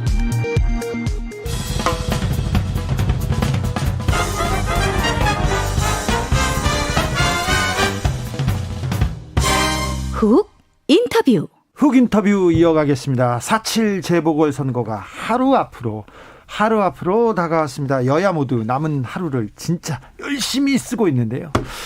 여야 막판 선거 전략, 우리 당 후보가 서울시장, 부산시장이 왜 당선돼야 되는지 여야 대변인께 직접 물어보겠습니다. 박성준 더불어민주당 원내대변인, 그리고 최영두 국민의힘 원내대변인 모셨습니다. 안녕하세요. 네, 안녕하세요. 네, 안녕하십니까? 네. 최영두 대변인님 얼굴이 까칠해지셨어요. 네네, 우리도 경남에도 지금 몇 군데, 3군데 도의원 또 네. 군수선거, 보궐선거 이루어지고 있고 예. 또 서울, 부산 네. 주요 도시에서 지금 선거가 이루어지기 때문에 주말에는 뭐 마산 갔다가 다시 어령 갔다가 고성 갔다가 다시 서울 왔다가 이렇게 부산도 다녀오고 바빴습니다. 네. 박성준 대변인은 헬쑥해지셨어요? 살 빠지셨어요 벌써? 벌써 헬쑥해졌나요? 네. 뭐 아침 이제 회의도 하고 예. 또 현장 또 유세 현장 다니고요. 네. 또 중간중간 이제 방송하고 네. 열심히 선거운동 하고 있습니다. 자, 각 캠프 분위기는 어떻습니까? 서울, 부산. 민주당이나 먼저. 오늘 오전에 저희가 이제 그 전체 의원총회를 했는데요. 네. 전반적인 점검을 했는데 이 선거라고 하는 것이 큰 흐름이 있지 않습니까? 네. 이제 3월 20일 정도 그 주에는 상당히 우리가 이제 어렵고 암담한 시기였는데요. 지난주부터 이제 전체적인 어떤 분위기가 바뀌었다. 그러니까 3월 29일, 30일 TV 토론 이후에 우리 지지층이 이제 결속되는 것은 피부로 좀 느낄 수가 있었고요. 예. 그러면서 이제 우리 후보인 박영선 후보를 반드시 당선시켜야 된다라고 하는 의지가 엿보이기 시작했다는 걸 느낄 수 있었고요. 지난주 이제 일요일 날 저희가 또 지역에서 유세를 다녔는데 현장에 가보니까 제가 이제 저희 지역구가 남대문 시장이 있습니다. 네, 남대문 시장이라고 하는 곳은 이제 불특정 다수가 오는 곳인데 네. 거기에 뭐 상인들도 만났고요. 또 지나다니는 시민들 만났는데 박영선 후보를 지지하겠다라고 하는 분들이 상당히 그래도 이제 호감을 나타내서 바닥 정서라고 하는 부분들이 좀 큰 변화가 있는 것이 아니냐, 또 네. 물결이 좀 바뀌고 있는 것이 아니냐라고 하는 것을 좀 긍정적으로 좀 저희가 신호를 좀 받았던 시기였습니다. 바닥에 물결이 바뀌고 있습니까, 최영두 대변인? 네, 이미 이 선거 전 여론조사를 공표할 수 없는 네. 마지막 여론조사 결과에서 상당히 큰 뚜렷한 표심이 드러났습니다. 특히 사이가 좀 차이가 컸죠? 차이가 매우 컸죠. 크기도 했고 또 무엇보다도 지난 총선 때나 지난 선거 때는 민주당을 지지했던 그 중도 유권자들 또 민주당 지지 유권자들 상당수가 지금 우리 국민의힘 후보 쪽으로 돌아서고 있다는 것이 한겨레 신문 여론조사에서 드러나고 했었죠. 그런데 이제 이게 지금 이러다 보니까 민주당이 굉장히 흙탕물, 진흙탕 선거를 하고 있습니다. 갑자기 서울시장 선거는 사라지고 생태탕과 페르가모만 등장해서 근데 네. 이것이 이제 선거 끝나고 나면은 우선에 민주당에서 이 고발을 해놨기 때문에 이제 이 진정성 진실 여부가 다 드러날 겁니다. 다 드러날 선거이기 때문에 그건 보면 될 테고 그래서 참 우선에 이게 이 서울시장이나 부산시장 후보를 낸다는 것 자체가 민주당이 국민과의 약속을 어긴 겁니다. 자신들로 인해서 다시 치러지는 선거에서는 후보를 내지 않겠다. 지금 대통령께서 당대표 하실 때 약속했던 걸 뒤집고 지금 후보를 냈고 그래서 서울의 경우 우리 오세훈 후보가 이야기했듯이 민주당의 후보 존재 자체가 거짓말인 겁니다. 사실은. 그리고 이 시장 선거가 일어나게 된 과정도 시장실에서 부하 여직원에 대한 위계에 의한 성폭력이 있었던 것이고 성범죄가 있었던 것이죠. 그런 것들 때문에 일어난 범죄이기 때문에 선거기 때문에 민심의 이탈은 분명합니다. 그러나 선거라는 것이 또 민주당은 또 서울시장의 경우는 지난 10년간의 기득권 세력이라는 게 또 있습니다. 그래서 이 광고한 조직표가 변수여서 끝까지 방심할 수 없습니다. 박영선 후보 존재 자체가 거짓말입니까? 어제 우리 오세훈 후보가 네, 그 얘기했죠. 워낙 거짓말 하니까 역공을 하면서 네. 지금 문재인 대통령이 당 대표 때 보궐선거의 원인을 제공하면 우리가 후보를 내지 않겠다고 약속했지 않습니까? 네. 약속한 걸 뒤집고 나왔기 때문에 후보가 나온 것 자체가 거짓말이다 이렇게 한 거죠. 근데 정치인들은요 말을 좀 바꾸기도 하지 않습니까? 후보 선거 안 나가겠다 했던 안철수 후보도 나왔고요. 그다음에 안철수 후보가 들어오면 안 나오겠다고 했던 오세훈 후보도 나왔고. 그건 다 전제가 있는 것이고 네. 그 앞에 전제가 있었던 것이고 앞뒤 말을 자르면 이제 그렇게 말씀하실 수 있지만 그런 건 아니고요. 또 하나는 이건 이제 공당 더구나 제일 여당의 대표입니다. 그래서 사실 민주당의 중진들 원로들 중에서도 네. 1년밖에 안 남은 보궐선거를 차라리 민주당이 겸허하게 반성하는 자세를 보였으면 오히려 다음 대통령 선거나 다음 지방선거에 도움이 될 뻔했다 이런 말씀도 하고 계십니다. 박성준 대변인 이제 선거는 책임이고요. 또 하나 이제 그 유권자들과의 어떤 약속도 분명히 있는 거기 때문에 또 정당 정치라고 하는 것은 정당이 책임지고 정치를 하라고 하는 엄명이 있는 것입니다. 그렇기 때문에 이제 후보를 내서 유권자의 선택을 받는 것은 민주주의의 가장 기본 원리와 원칙에 부합하는 것이다 이렇게 말씀드리고 싶고요. 앞서 얘기했지만 오세훈 후보도 2011년도에 무사응급식과 관련해서 시장직을 사퇴하지 않았습니까? 그러면서 다시 그 당시에 2011년도에 보궐선거가 있었는데 그러한 책임에 대해서는 오세훈 후보도 벗어나기는 어렵다는 말씀을 좀 다시 한번 좀 드리겠고요. 앞서 그 주앵커께서 거짓말 관련된 부분에 대한 얘기를 했는데 오세훈 후보가 실질적으로 지금 이제 선거에 임하면서 태도를 보이면 정정당당하지 못해요. 어떤 이슈에 대해서 모든 것을 좀 책임 회피를 하고 거짓 증언을 하는 것이 지금 드러나고 있지 않습니까? 지금 뭐 추후에도 얘기가 나오겠지만 내곡동 의혹과 관련해서 땅 의혹과 관련해서 오세훈 후보는 실질적인 어떤 진실된 모습을 보이지 못하다 보니까 지금 거짓 해명으로 좀 나타나는 모습이고, 한편으로는 오세훈 후보가 이렇게 거짓 해명을 하다 보니까 선거에서 가장 큰 문제 중에 하나가 뭐냐면 가장 적은 누구냐? 자기 자신이란 말이 있습니다. 예. 그래서 자기 자신이 자기 합리화를 하다 보니까 거짓말을 하게 되고 그 거짓말에 어떤 덫에 걸리는 경우들이 많은데 지금 오세훈 후보가 그 거짓에 덫에 걸려 있는 모습이다. 그래서 상당히 좀 빠져나가기 어려운 모습이 아닌가 이렇게 그렇죠. 민주당도 지금 있습니다. 이 말에 대해서 책임을 져야 될 겁니다. 아마 민주당도 지금 이 선거를 앞두고 온갖 거짓 허위 선동을 했던 것을 나중에 책임져야 됩니다. 이건 우리가 무슨 뭐 고소고발을 한다거나 안 해도 지금 민주당이 이 문제에 대해서 고소고발을 해놨기 때문에 지금 등장하는 숱한 이른바 정인들 그 말의 진위가 그 수사 과정에서 드러나야 될 거거든요. 왜냐하면은 네. 이 우리 당 후보에 대한 이런 비난과 비방과 흑색 선전의 진위가 드러나려고 하면은 그 정언하신 분들 말이 진실이라는 게 입증이 돼야 됩니다. 네.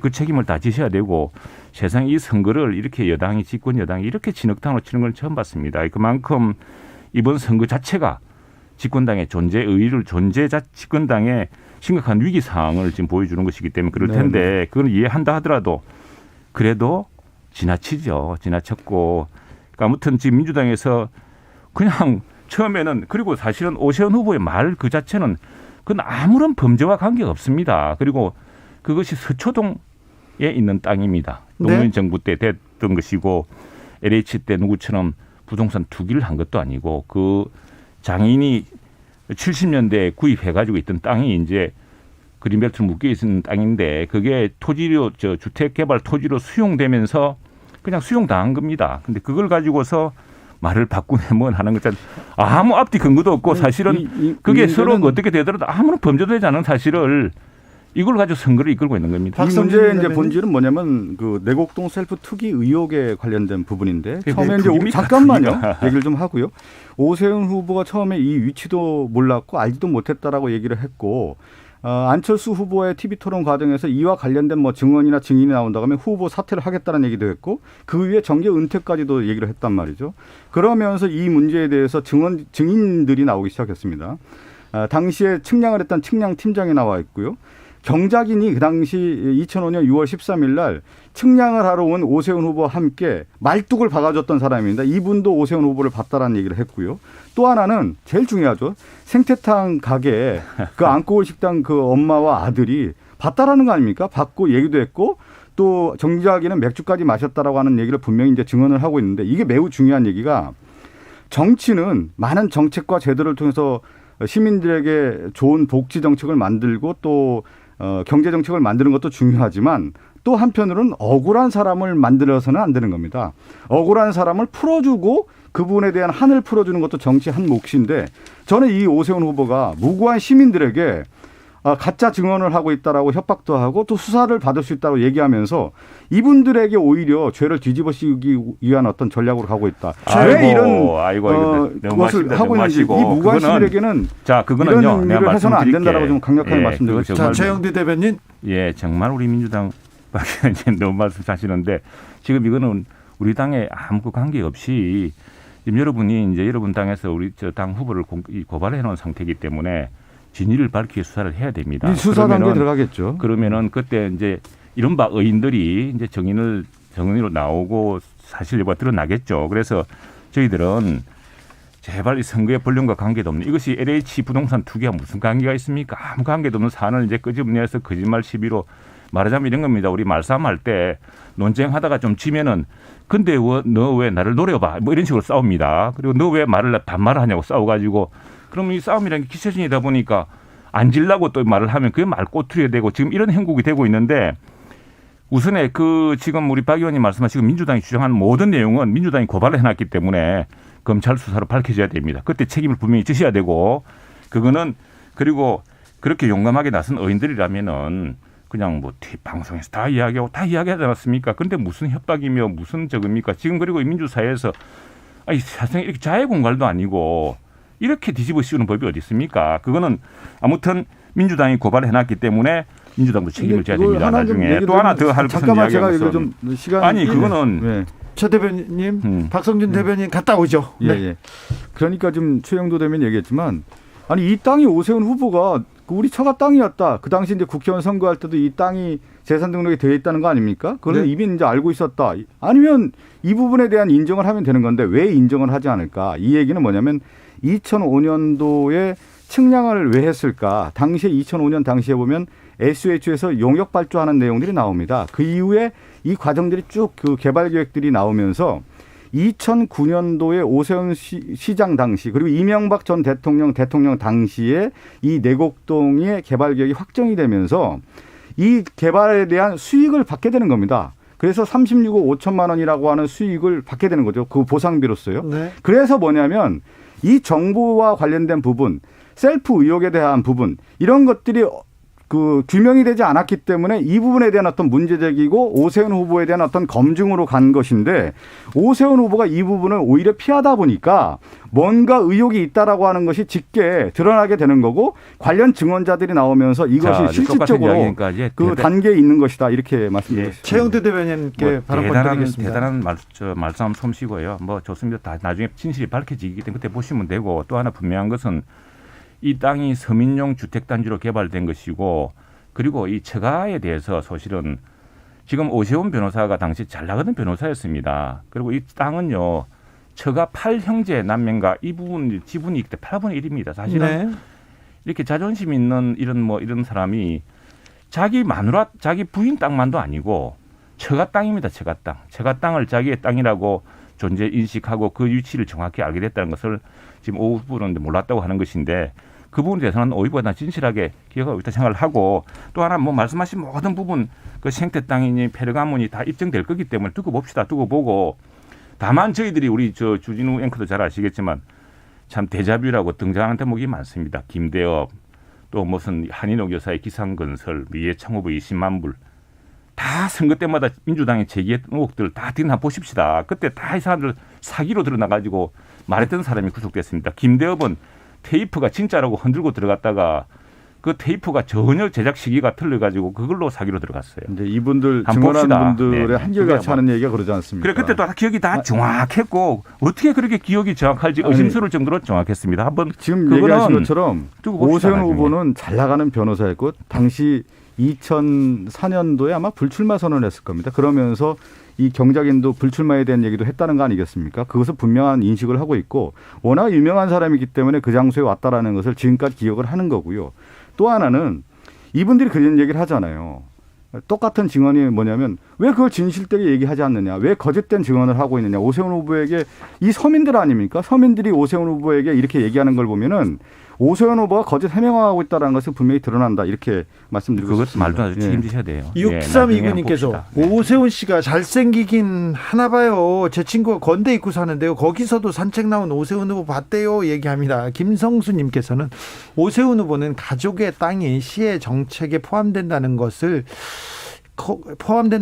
이해 충돌에 해당한다는 것을 알고 있었기 때문에 내곡동 땅을 모른다고 했던 것은 아닌지요. 차츰 관련된 자료와 증언이 나오니까 이제는 인식에 없었다. 기억에 겸손해야 한다. 이렇게 피해가는 건 아닌가 이렇게 문자 주셨고요. 5328님은 제가 확실하게 들었는데 오세훈 후보가 관여해서 어떤 권력을 사용했다면 사퇴하겠다고 했는데 거기 갔던지 안 갔던지 이건 중요한가요? 물어봅니다. 오세훈 후보는 측량하러 갔는지 안 갔는지가 중요하지 않다. 권한을 이용해서 부당 이득을 취한 적 없다. 이렇게 얘기하지 않습니까? 맞습니다. 그 지금 독자 우리 청취자 반응이 정확한데 그 정확한 이야기는 그겁니다. 이 사실은 지금 이제 말꼬리 가지고 너 반말했지 이래가지고 싸우고 있는 거예요. 지금 내가 언제 반말했냐 그랬더니 너 자식아 조금 전에 반말했잖아. 우리가 시정잡배들 싸우듯이 지금 민주당이 달려들고 있는 거거든요. 그래서 중요한 건 그겁니다.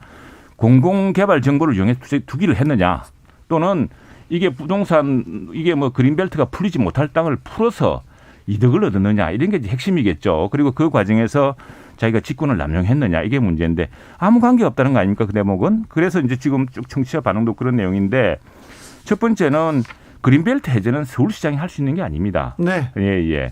그거는 당시에 실제로 그 국토부 자료에 나와 있지만 2006년에 노무현 정부 때 당시 주택난이 심각하지 않았습니까? 그래서 이제 이 서초구 내곡동이라는 땅이 어쨌거나 서울에 근접한 강남에 근접한 좋은 땅이기 때문에 이 부분 해제해서라도 주택 부지로 지금 그 청계역 근처에 아마 엄청나게 큰 대규모 네. 서민주택 단지죠. 네. 그렇게 만들겠다고 이제 해서 개발된 것이고, 그다음에 그 과정에서 이제 오세훈 후보가 이야기했지만, 아니 만일 그 과정에 내가 토지를 풀어라, 그걸 수용하라는 과정에 개입한 사실이 있다면 어떤 정황이 나오면 바로 물러나겠다 했는데, 당시에 그걸 집권을 했던 이제 국장이 정을 한 바가 있고, 또 우리 당에서 이 과정을 전체를 다 아는 SH공사에 물어봤더니 SH공사가 모든 것은 적법하게 됐다는 것입니다. 그것인데 이제 이 과정에서 공연한 이제 말꼬리를 잡아서 이렇게 싸움을 하고 있는 건데, 어쨌거나 지금 민주당에서 고소고발을 해놨기 때문에 그 결론을 지켜보면은 이건 당락 여부 관계없이 다 진실이 다 따뜻하게 되어 있습니다. 하나 더 지적하라고 지금 얘기하는 뭐 SH 관련 뭐 국장들 얘기하는데,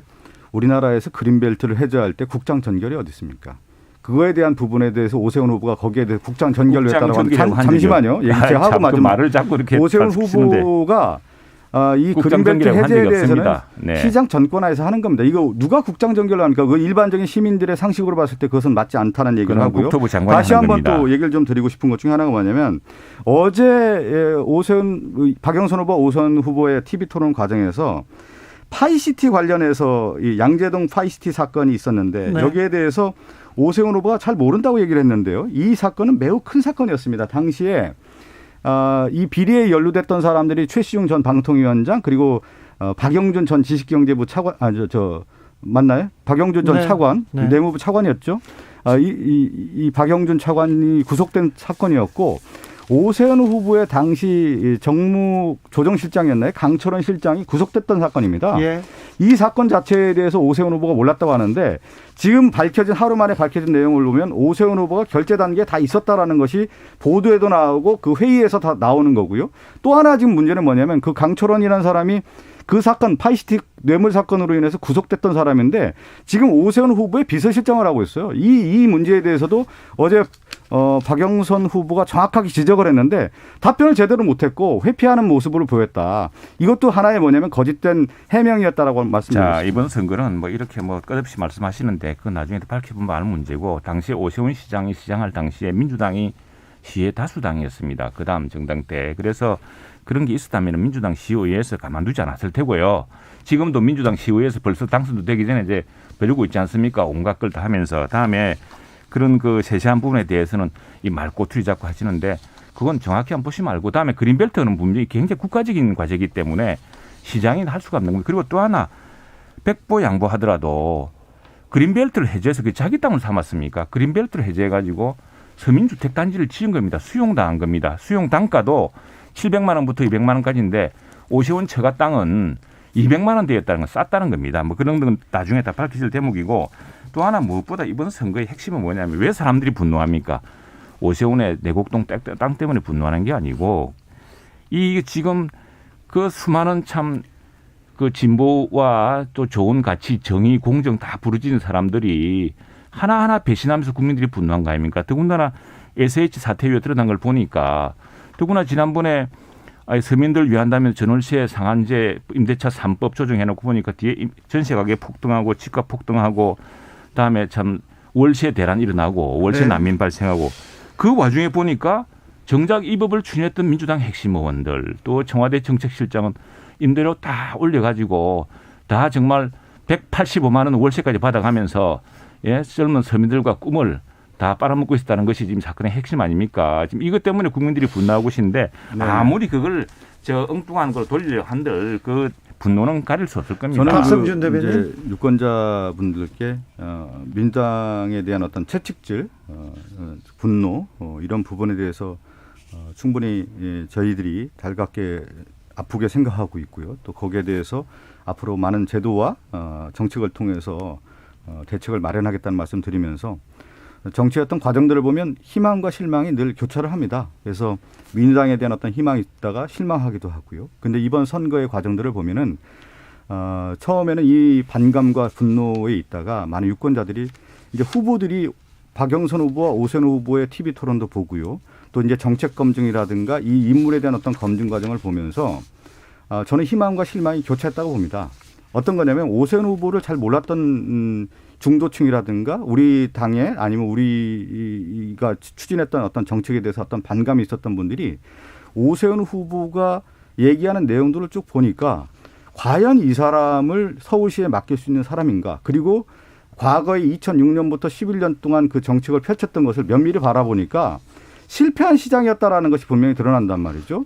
예를 들면 여기까지 들을까요? 예, 하나만 더 얘기하겠습니다. 실패한 시장이었다라는 게 드러나는 게 동대문 DDP 디자인 플라자 이거 엉망이었다라는 게 드러나고 이번에 한강에 가서 세빛 둥둥성 가서 치적이라고 하는데 한강의 세빛 둥둥성을 보면 둥둥 떠다니는 거예요. 정책으로 봤을 때는 이게 제대로 된 정책이 아니고 치적이 아니라는 것을 누구나 알고 있는데 여기에 대해서 저는 이제 유권자들이 실망하는 흐름에 와 있다. 여기에 대한 판가름이 내일 결정의 날이 내일이다. 진작 민주당이 이런 문제를 좀 했으면 얼마나 건전하게 서울시가 발전했겠습니까? 그랬을까요? 예. 근데 정책 실패한 정책은 비판받아야 되고 해야죠. 그러나 이제 반론 하나만 하자면은 이른바 DDP 뉴욕타임즈에서 유일하게 꼽는 세계에서 꼭 가봐야 할 100곳 중에 한 곳입니다. 알겠어요. 세빛 둥둥섬 그게 또 외국인 사이에서는 엄청나게 인기가 있는 외국 대사관사의 행사지 최고 인기 있는 행사지입니다. 알겠습니다. 이 얘기가 끝이 안 납니다. 선거하루 앞까지 양 후보 간의 설전 아주 치열합니다. 두 대변인들 내일 선거 끝나면 좀 쉬세요. 좀 쉬셔야 되겠어요. 난 참. 박성준 더불어민주당 원내대변인 그리고 최영두 국민의힘 원내대변인이었습니다. 오늘 말씀 감사합니다. 네, 감사합니다. 네. 정치 피로, 사건 사고로 인한 피로, 고달픈 일상에서 오는 피로. 오늘 시사하셨습니까? 경험해보세요. 들은 날과 안 들은 날의 차이. 여러분의 피로를 날려줄 저녁 한 끼 시사 주진우 라이브.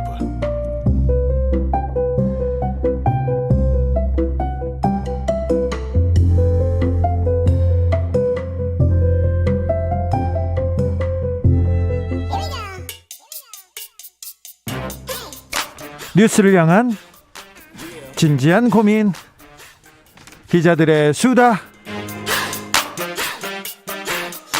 라이브 기자실을 찾은 오늘의 기자는 은지옥이요. 시사인 김은지입니다. 네.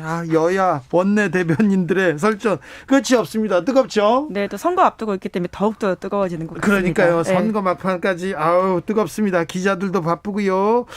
자, 오늘 준비한 첫 번째 뉴스부터 가볼까요? 네, 투기를 한 공직자들의 단골 변명 뭔지 아십니까? 우연이었다. 나는 몰랐다. 가깝습니다. 네, 굉장히 가까운데요. 개발 정보는 비밀이 아니었다라는 식의 이야기를 많이 한다고 합니다. 많이 하죠. 네. 그 정보 세상 다 알아요. 너 복덕방 가면 다 있어요. 얘기합니다. 네, 공공연한 비밀이었고 파다했다 이런 식의 이야기들을 많이 한다고 하는데요. 네. 굉장히 전형적인 변명인데 실제로 이미 투기 혐의로 재판을 받은 공직자들이 사건에서 이렇게 이야기했다고 여러 언론들이 밝히고 있습니다. 네, 여러분들이 이런 얘기합니다. 네, 부패방지법으로는 지금까지 이 사람들이 주로 처벌을 받았는데 해당 법은 업무 처리 중 알게 된 비밀을 재산상 이득으로 취하면 처벌한다 이런 규정이 있거든요. 근데 처벌을 당한 공무원들이 많습니까? 제대로 처벌하고 있나요? 네, 그러기가 좀 쉽지 않기 때문에 앞으로도 어떻게 될지를 좀 앞선 사례로 우리가 가늠해보자라고 하는 건데요. 여기서 핵심이 업무 처리 중 알게 된 비밀이냐 아니냐 이 부분이거든요. 그렇죠. 그러다 보니까 대부분이 아까 말씀하셨던 것처럼 파다했다, 다 알고 있었다, 공공연한 비밀이었다 이렇게 변명을 한다고 합니다. 네. 예를 들어서 부인 명의로 4억 5천만 원어치 땅을 샀던 시청 공무원이 있었는데요. 네. 그리고는 1년 후에 16억 5천만 원으로 땅을 팔아서 개발 이익을 12억이나 봤다라고 합니다. 와, 대단하네요. 네, 그런데 이 공무원도 재판을 받았는데 이렇게 이야기했다고 해요. 도로 개설 정보는 일부 주민 면담으로 알려져 있고 수건 사업이라서 이미 공개된 내용이다. 이렇게 주장했다고 합니다. 그래서 처리가 제대로 되는지 재판부에서 그렇게 듣고 어떻게 판단했습니까? 네, 그런데 이제 유죄로 판단을 했다고 합니다. 왜냐하면 정보가 공식적으로 알려진 시점이 언제냐 이런 것들을 굉장히 주목했다라고 하는데요. 그렇죠. 곧 개발된다 이런 추상적인 이야기가 아니라 얼마나 어떻게 정부가 이 상황을 게시하고 있고 주민회의 등을 통해서 구체적으로 계획을 공개했는지 이런 것들 중점적으로 살폈다라고 합니다. 네. 그렇기 때문에 비밀 여부를 판단해야 된다라고 하는 건데요. 그러니까 관련 부처의 회의가 공개였는지 비공개였는지 그리고 땅을 판 사람은 그 개발 정보를 알고 있었는지 이런 것들을 통해서 비밀 여부로 공직자를 좀 처벌할 수 있다라고 하는 건데요. 네네. 그렇기 때문에 관보에 관련 사업이 개시된 다음에 땅을 산 사람들은 또 무죄를 받았다라고 합니다. 관보의 사업이 이렇게 공시되면 이렇게 정부에서 공사를 하겠습니다 이렇게 발표한 거기 때문에 이거는 뭐 비밀 정보라고 보지 않았던 거네요. 네, 그렇죠. 그래서 이번 LH 사태로 촉발됐던 공직자 투기가 이후에 어떻게 재판이 진행될지는 앞선 사례를 통해서 좀 우리가 가늠해 볼 수 있는데요. 네. 비공개 내부 정보 관련돼서 인지했는지가 핵심이라고 할 수 있습니다. 그게 핵심인데요. 공무원들이 자기 이름으로 부동산 사는 사람들이 어디 있어요. 저 같은 경우도 정보를 얻었다. 이거 하면 안 됩니다. 김은지한테 이렇게 알려준다. 그러면 안 됩니다.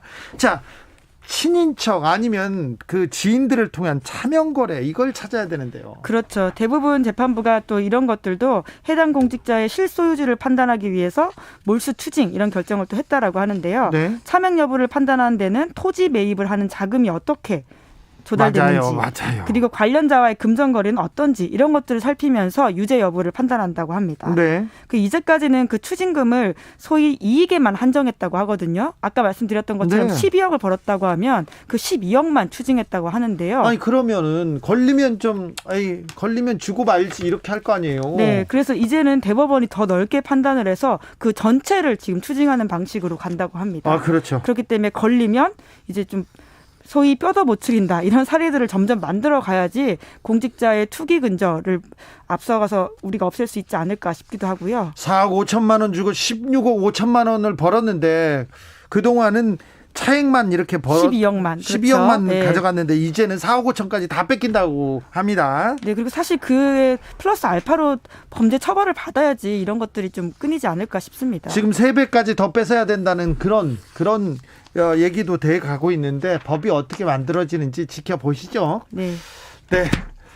공무원들이 부동산 투기에 나서는 거, 공적 정보를 가지고 사적 이익을 취하는 거 뿌리 뽑아야 됩니다. 이번 기회에 우리 사회가 부동산 투기를 박멸하고 앞으로 나가야 합니다. 자, 다음 뉴스는요.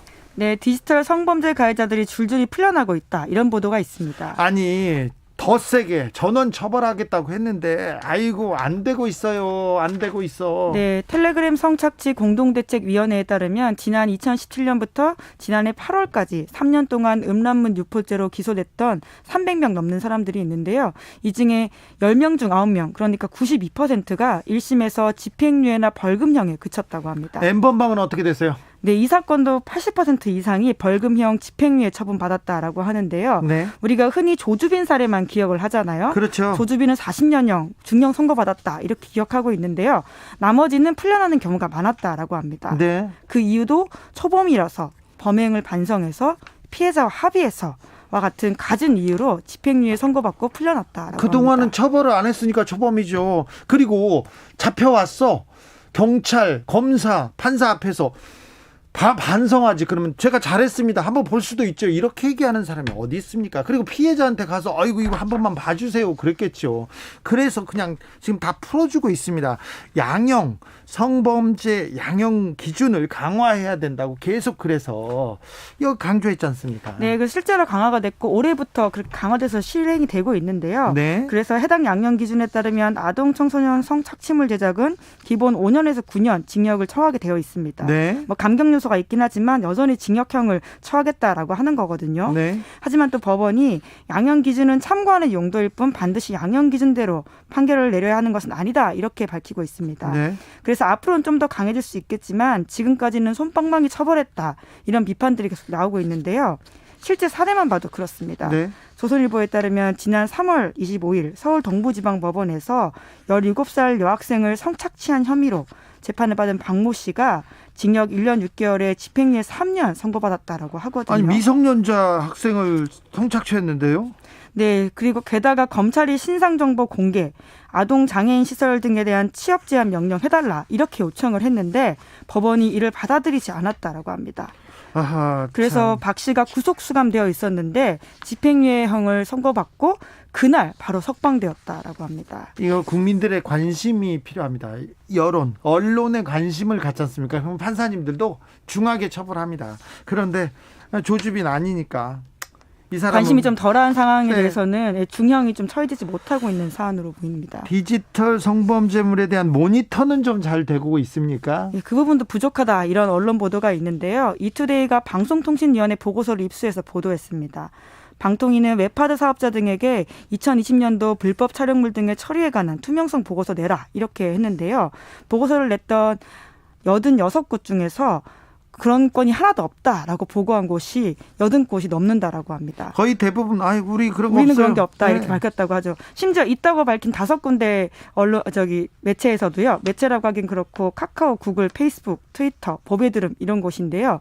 여기서도 2달 동안 187건 있다고 밝혔습니다. 지금 들어가서 조금만 찾아봐도 훨씬 많을 거요. 수백 배 많을 거요. 네, 그렇기 때문에 사실상 업체들이 불법 성착취물에 대해서 제대로 규제하지 않거나 신고하지 않고 있다. 이렇게 보이기 때문에 이에 대한 좀 규제도 더욱 필요할 것으로 보입니다. 성범죄물, 디지털 성범죄물에 대한 모니터, 관리, 감독, 감시 필요합니다. 8271님께서 주 기자님 말씀대로 국민이 관심을 가질 때만 강력하고 관심이 좀 시들해지니까 벌써 이렇게 풀어주네요. 에휴, 속상하네요. 속상합니다. 이 문제에 관심 가져야 됩니다. 더 이상 디지털 성범죄가 우리나라에서 이렇게 활개치는 거는 막아야 됩니다. 지금. 자, 마지막으로 만나볼 뉴스는요. 네, 전 세계 코로나19 재확산으로 4차 유행 경고가 나오고 있습니다. 지금 심각합니다. 전 세계적으로 심각합니다. 이스라엘 부럽다고요? 영국 부럽다고요? 아이고, 심각합니다. 전문가들이 우려하고 있습니다. 네, 미국 중서부를 중심으로 4차 유행이 시작된 것 같다. 이런 말이 미국 내에서도 나오고 있는데요. 네. 4월 3일 하루에만 미국 미시간주 한 곳에서 신규 코로나19 확진자 수가 8,400여 명이라고 합니다. 지금 미국 전체는 확진자가 어떤 수준입니까? 예, 그러니까 3월 초까지만 하더라도 4만 명대로 줄었다고 하는데요. 그렇죠. 사실 4만 명대도 많긴 한데 엄청나죠. 미국의 과거에 비해서는 굉장히 줄었던 상황인데요. 하지만 다시 증가세라고 합니다. 6만 7천 명대로 올라왔다라고 하고요. 네. 백신 접종을 하고 있지만 이게 나이 든 사람들을 위주로 빨리 맞다 보니까 젊은 사람들 사이에서는 오히려 코로나19가 좀 확산되고 있는 분위기라고 합니다. 그리고 좀 느슨해졌어요. 1억 명이 접종했으면 뭐합니까? 지금 집단 감염 형성되지 않은 데다가 그렇죠. 이제 30% 정도거든요. 집단 면역에 네. 형성되지 않은 상태에다가 백신 맞고 그러니까 느슨해졌어요. 난 놀아야 되겠다. 이제 싫다. 이렇게. 그렇죠. 봄방학 그리고 또 이제 부활절 이런 시기를 지나면서 굉장히 여행이 잦아졌고 그 이동이 많아져서 더 퍼졌다라는 이야기도 있고요. 미국 내에서는 물론 이제 백신 접종이 늘고 있기 때문에 그만큼 걱정할 상황 아니다라고 이야기하는 전문가도 있지만 이렇게 느슨하게 가서는 안 되는 상황이다라는 경고가 많이 나오고 있습니다. 다른 나라 상황은 어떻습니까? 네, 인도도 상황이 좋지 않은데요. 지금 코로나 신규 확진자 수가 거의 1위를 찍고 있다라는 이야기가 나오고 있고요. 9만 명, 10만 명대를 찍고 있어요. 네, 하루에 나오는 숫자가 그 정도라고 볼 수 있고요. 예. 예, 게다가 또 유럽도 굉장히 좀 심각한 상황이다 이런 경고가 나오고 있는데 프랑스 3차 봉쇄에 들어갔습니다. 네, 그렇습니다. 그래서 주거지 반경 10km 밖으로 나갈 때는 이동 확인서가 있어야 되는 상황이라고 아예 합니다. 못 나가고요. 6시 이후에는 통금이에요. 그래서 아예 못 나갑니다. 백화점도 문 닫고요. 식당도 문을 닫았어요. 거의 대부분. 네, 여기도 하루에 신규 확진자 수가 6만 명 넘게 나오고 있거든요. 네. 다들 만 단위가 넘는 상황이라고 합니다. 영국 상황이 아주 좋아졌다고 합니다. 아주 영국 부럽다고 하는데 4,500명 수준입니다. 네, 하루 확진자가. 그렇죠. 예. 브라질 상황 더 심각하고요. 네, 브라질은 워낙 계속 상황이 안 좋았었는데요. 여기는 또 게다가 정치적 위기가 합쳐지면서 더욱더 보건 방역의 위기가 왔다라고 하는데 중앙정부를 믿을 수 없다라고 판단한 지방정부들이 각자 도생으로 백신을 구하고 있는 상황이라고 합니다. 네. 남미의 트럼프라고 불리는 보우소나로 대통령 아마 기억을 하실 텐데요. 보우소나로 대통령은 계속 봉쇄 강화 조치를 비판하고 있거든요. 네. 그래서 강요들과도 싸우고 있다고 합니다. 그래서 강요를 막 자르고 있어요. 군도 그렇죠. 막 자르고 있습니다. 그런데 브라질에서는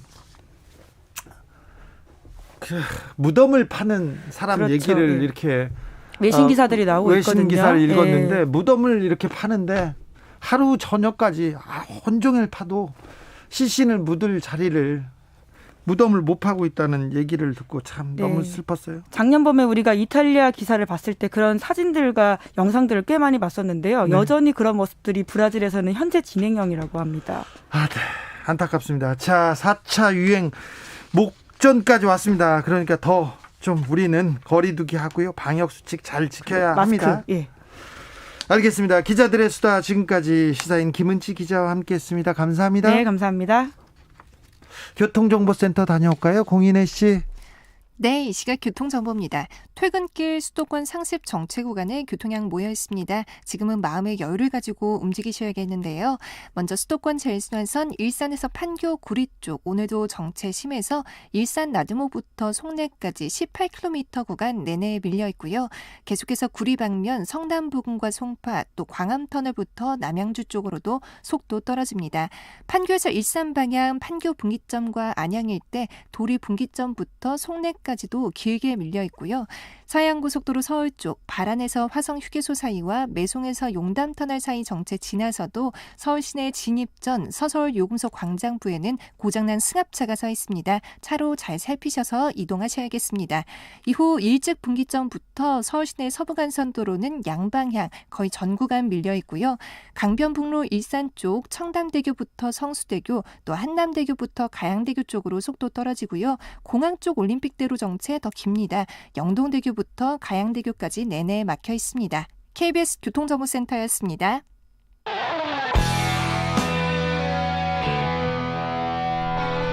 스치기만 해도 똑똑해진다. 드라이브 스루 시사 주진우 라이브.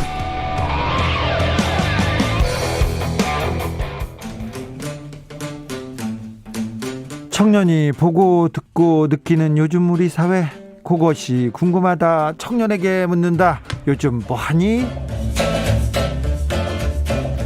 프로게이머 출신 유튜버 황희도 씨, 어서 오세요. 네, 안녕하세요. 잘 지내셨죠? 네, 잘 지내고 있습니다. 자, 이번 선거는 20대가 이 투표 캐스팅 보드를 쥐고 있다고 그런 뉴스가 많이 나옵니다. 네. 자, 20대는 그렇게 생각하고 있습니까? 예, 실제로 뭐 사실 온라인 커뮤니티나 인터넷을 보면 굉장히 막 많이 관심을 가진 것 같긴 하지만 네. 막상 또 정치에 관심 없는 사람들은 네. 또 사실 이번 재보궐 선거에 크게 관심 가지는 것 같지는 않습니다. 젊은 층들은 원래 투표에 관심 없잖아요. 원래 그랬는데 이번 선거에는 좀 관심이 있습니까? 예, 이번에 근데 그 예전에 비해서 언론에서도 많이 주목을 하다 보니까 그게 커뮤니티에도 많이 퍼지고 그러면서 관심을 가지는 것 같습니다. 아, 그래요? 예. 9778님께서 주 라이브 2시간 너무 짧아요. 3시간이면 좋겠어요.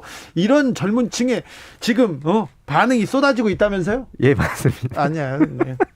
웃으면 어떻게 해요? 진지하게 대답해 주셔야지. 아, 많이 듣습니다, 친구들도. 자, 그렇습니까? 네. 자, 희두 씨 사전 투표 하셨어요? 저 했습니다, 첫날. 친구분들이나 주변 사람들도 투표 많이 했습니까? 예, 친구들도 실제로 원래는 그러니까 관심이 없었는데 앞에 말씀드렸듯이 네. 언론에서 2030 주목하니까 네. 투표장 한번 가봐야겠다 이런 친구들이 늘어나고 있습니다. 자, 이번에는 국민의힘에서도 사전 투표 독려했고요. 민주당에서도 독려했습니다. 그래서 2030 세대들의 그 투표에 대한 생각 어떤지 좀 들어보겠습니다. 예, 일단 인터넷 반응을 먼저 가져와 봤는데요. 좀 젊은 층이 많이 가는 사이트의 반응입니다. 일단 다들 사전 투표 했는지 물어보면서 일단 글만 보고 대리만족하고 다른 사람 뽑았다. 비록 본인은 서울을 곧 떠나지만 남은 서울인들을 위해서 투표했다라는 반응도 있었고 사전 투표 조작 가능성은 혹시 없을까?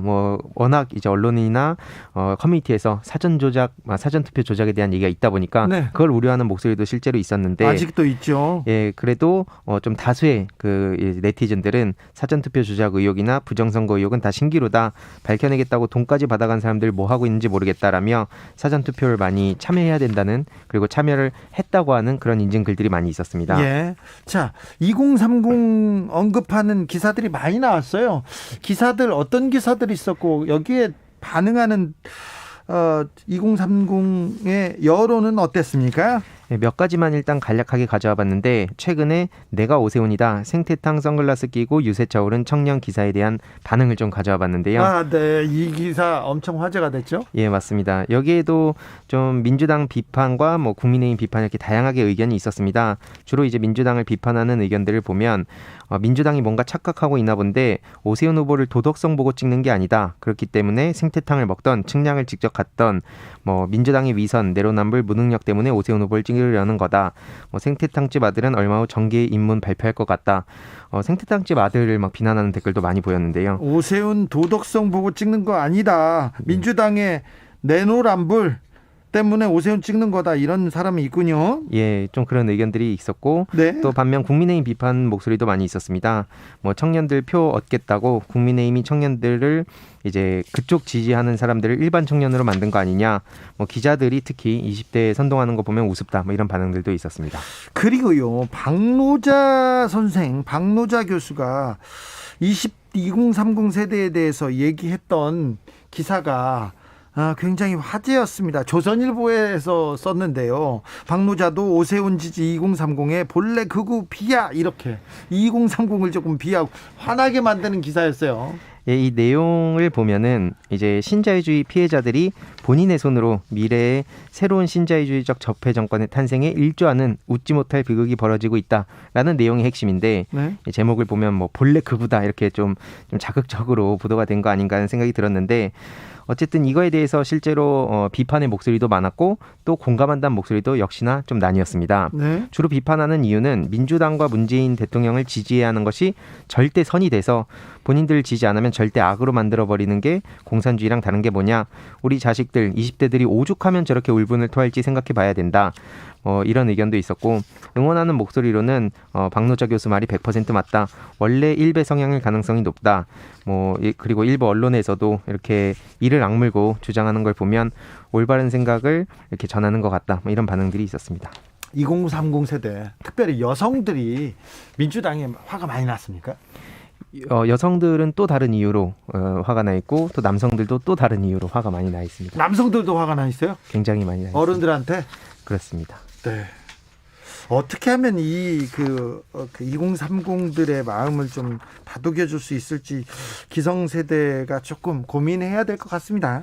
선거가 어떻게 되든 간에 청년들이 나라의 미래라고 말만 하지 말고 청년들을 위한 정책, 청년들이 주인공인 정책들 이렇게 쏟아내야 될 것 같습니다. 자, 다음으로는 어떤 이야기 만나볼까요? 예, MZ세대 직장인들의 특징 6가지를 좀 분석해 왔거든요. MZ세대들의 직장 생활이요? 예, 그래서 간략하게 하나씩만 짧게만 요약을 해보면 우선 이 멘탈에 대한 얘기가 좀 있습니다. 네. 그러니까 한마디로 과거에는 먹고 사는 게 우선이다 보니까 그냥 진짜 죽느냐 사느냐 정도가 아니면 보통은 넘겼는데 요즘 이제 청년들은 과거보단 좀 풍요로운 시대에 태어나다 보니 불공정, 불합리, 환경오염 이런 디테일한 문제에 절대 못 참는다. 이런 그렇죠. 반응들이 많이 보이고 있습니다. 그리고요. 네, 그러면서 이제 칭찬을 많이 받고 자라다 보니까 이제 회사에 갔을 때 좀 많이 멘탈을 깨진다고 표현을 하는데 많이 상처를 받는 청년들이 많고요. 예. 또 100%가 정상이 아니다 이런 반응이 있는데 과거에는 이제 최선을 다해서 뭐든지 했어야 되는 반면 지금은 이제 워크라이프 밸런스를 중시하는 청년들이 많기 때문에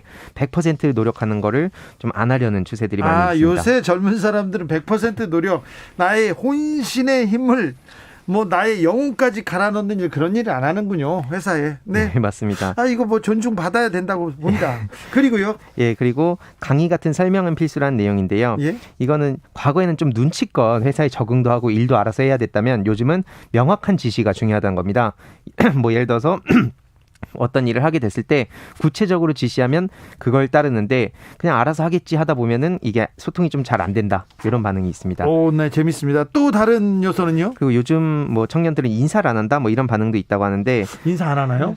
그러니까 이게 사실은 좀 특수한 케이스들도 있는 것 같긴 한데 보통 이제 의전 문화에 대한 좀 강한 거부감이거든요. 아하. 근데 이게 기성세대 눈에는 일부 요즘 애들은 좀 나한테 깍듯이 안 하는 것 같아. 이런 게 좀 반영이 된 게 아닌가 싶습니다. 의전, 지나친 예의 이런 거 별로 안 좋아하는군요. 예. 그리고 노동소득에 배신당한 세대라는 얘기도 나오고 있는데 네. 그 MZ세대가 조직에 대한 충성도가 많이 낮아지고 있지 않습니까? 네. 그러면서 이제 주 4일제라든지 어떤 직장 근로 외에 본인 자기개발, 주식 공부 등에 투자할 필요성이 커지다 보니까 그런 점에 있어서 뭔가 과거에는 이제 노동만으로 돈을 벌어야 됐다면 이제 본인은 또 다른 길을 많이 찾게 되는 경우를 볼 수 있습니다. 그리고 마지막으로는 또 어떤 특징이죠? 네, 문자 채팅을 선호하는 경우인데요.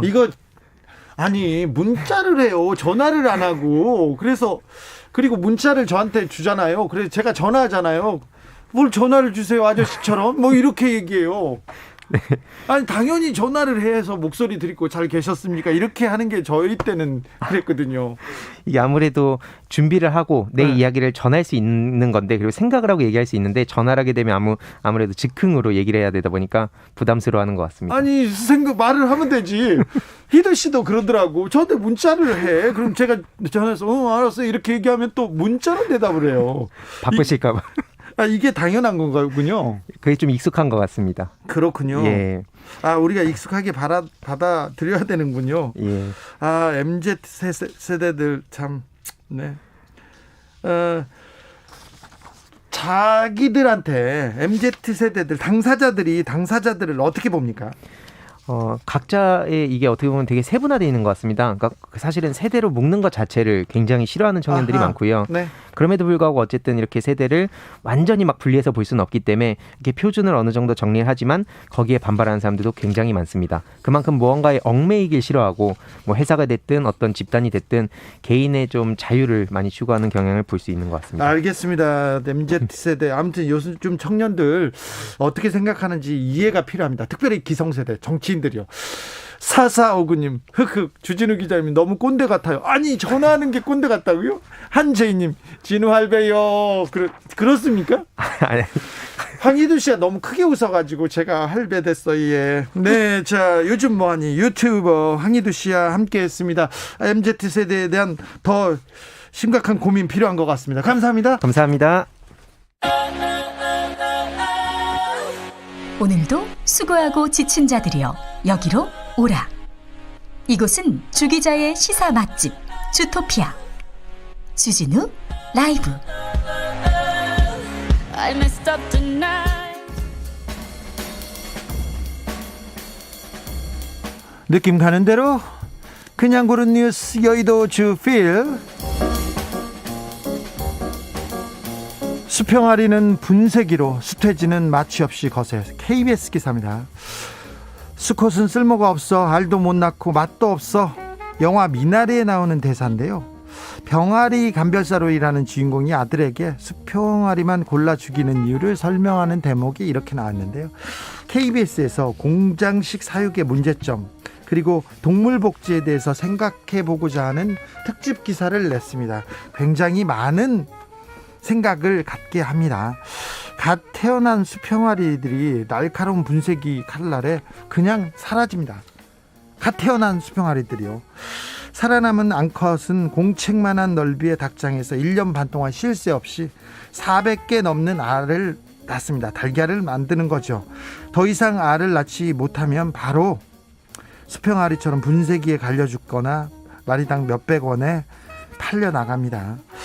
양돈 농가에서는요, 갓 태어난 수컷 돼지의 생식기를 칼로 떼어냅니다. 마취도 없어요. 그냥. 왜 그러냐면요, 특유의 냄새를 없애기 위해서랍니다. 이빨과 꼬리도 그냥 자릅니다. 그냥 이제 태어난 돼지인데요. 다른 돼지를 공격해서 상처가 나면 상품성이 떨어진다고 그렇게 자르는 겁니다. 이 모든 과정은 마취도 없고요, 수의사도 없이 이루어진다고 합니다. 축산용으로 사육되는 동물은 태어나서 마지막 그 순간까지 고통 속에 있다 갑니다. 죽기 전에 가스를 이용해 기절시켜서 이렇게 도축을 하는데요. 기절이 안 되는 돼지들이 나타난대요. 그러면 또 엄청 또 잔인하게 도축을 합니다. 아무리 먹기 위해서 사람 먹으라고 기르는 동물이라지만 살아있는 동안만큼은 불필요한 고통 좀 줄여줘야 된다는 목소리 커지고 있습니다. 여기에 대해서 고민해야 됩니다. 유럽연합에서는요, 수퇴지 물리적 거세를 2018년부터 금지하도록 동참을 촉구했다고 합니다. 이런 브뤼셀 선언을 선언하기도 했어요.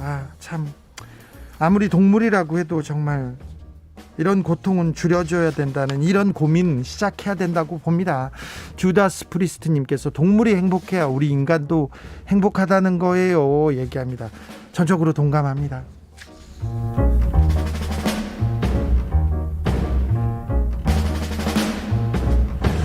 미국 셰프들 아시아계 혐오 근절 모금운동 나섰습니다. 한인 스타 셰프가 주도했다는 연합뉴스 기사입니다. 시카고계 한국계 스타 셰프 베벌리 김이 아시아 괴롭힘 차별에 반대하는 캠페인을 벌이고 있습니다. 도우 썸씽입니다. 도우 이렇게 뭐 반죽하는 뭔가를 반죽하자 이런 건데 그래서 레스토랑 셰프들 바 소유주들이 참여하고 있다고 시카고 트리뷴에서 보도했습니다. 물론 이 캠페인은 아시아계 미국인 혐오 근절을 위한 모금 운동을 벌이면서 시작됐는데요. 어린 나이에 베버리 김이 또래 아이들로부터 너희 나라로 돌아가라는 말을 많이 들었대요. 나는 미국에서 태어났는데 뭐라고 얘기해야 될지 대답해야 될지 몰라서 그냥 받아들이는 수밖에 없었는데 좀 외국인이 된 듯한 기분, 그리고 또 상처를 많이 입었다고 합니다. 자, 아시아계의 혐오가 계속되고 있습니다. 모든 종류의 혐오는 근절돼야 됩니다. 특별히 혐오와 차별은 빨리 끝내야 됩니다. 이번에 아틀란타 그 총격 사건 이후에 많은 것을 배우게 합니다. 우리 사회에 있는 혐오도 걷어내야 됩니다. 우리부터 시작하자고요. 유튜브의 워크온 들으면서 오늘 주진우 라이브 마무리하겠습니다. 내일은 투표 날입니다. 투표하셔야 됩니다. 네, 저는 내일 오후 5시 5분에 돌아오겠습니다. 지금까지 주진우였습니다.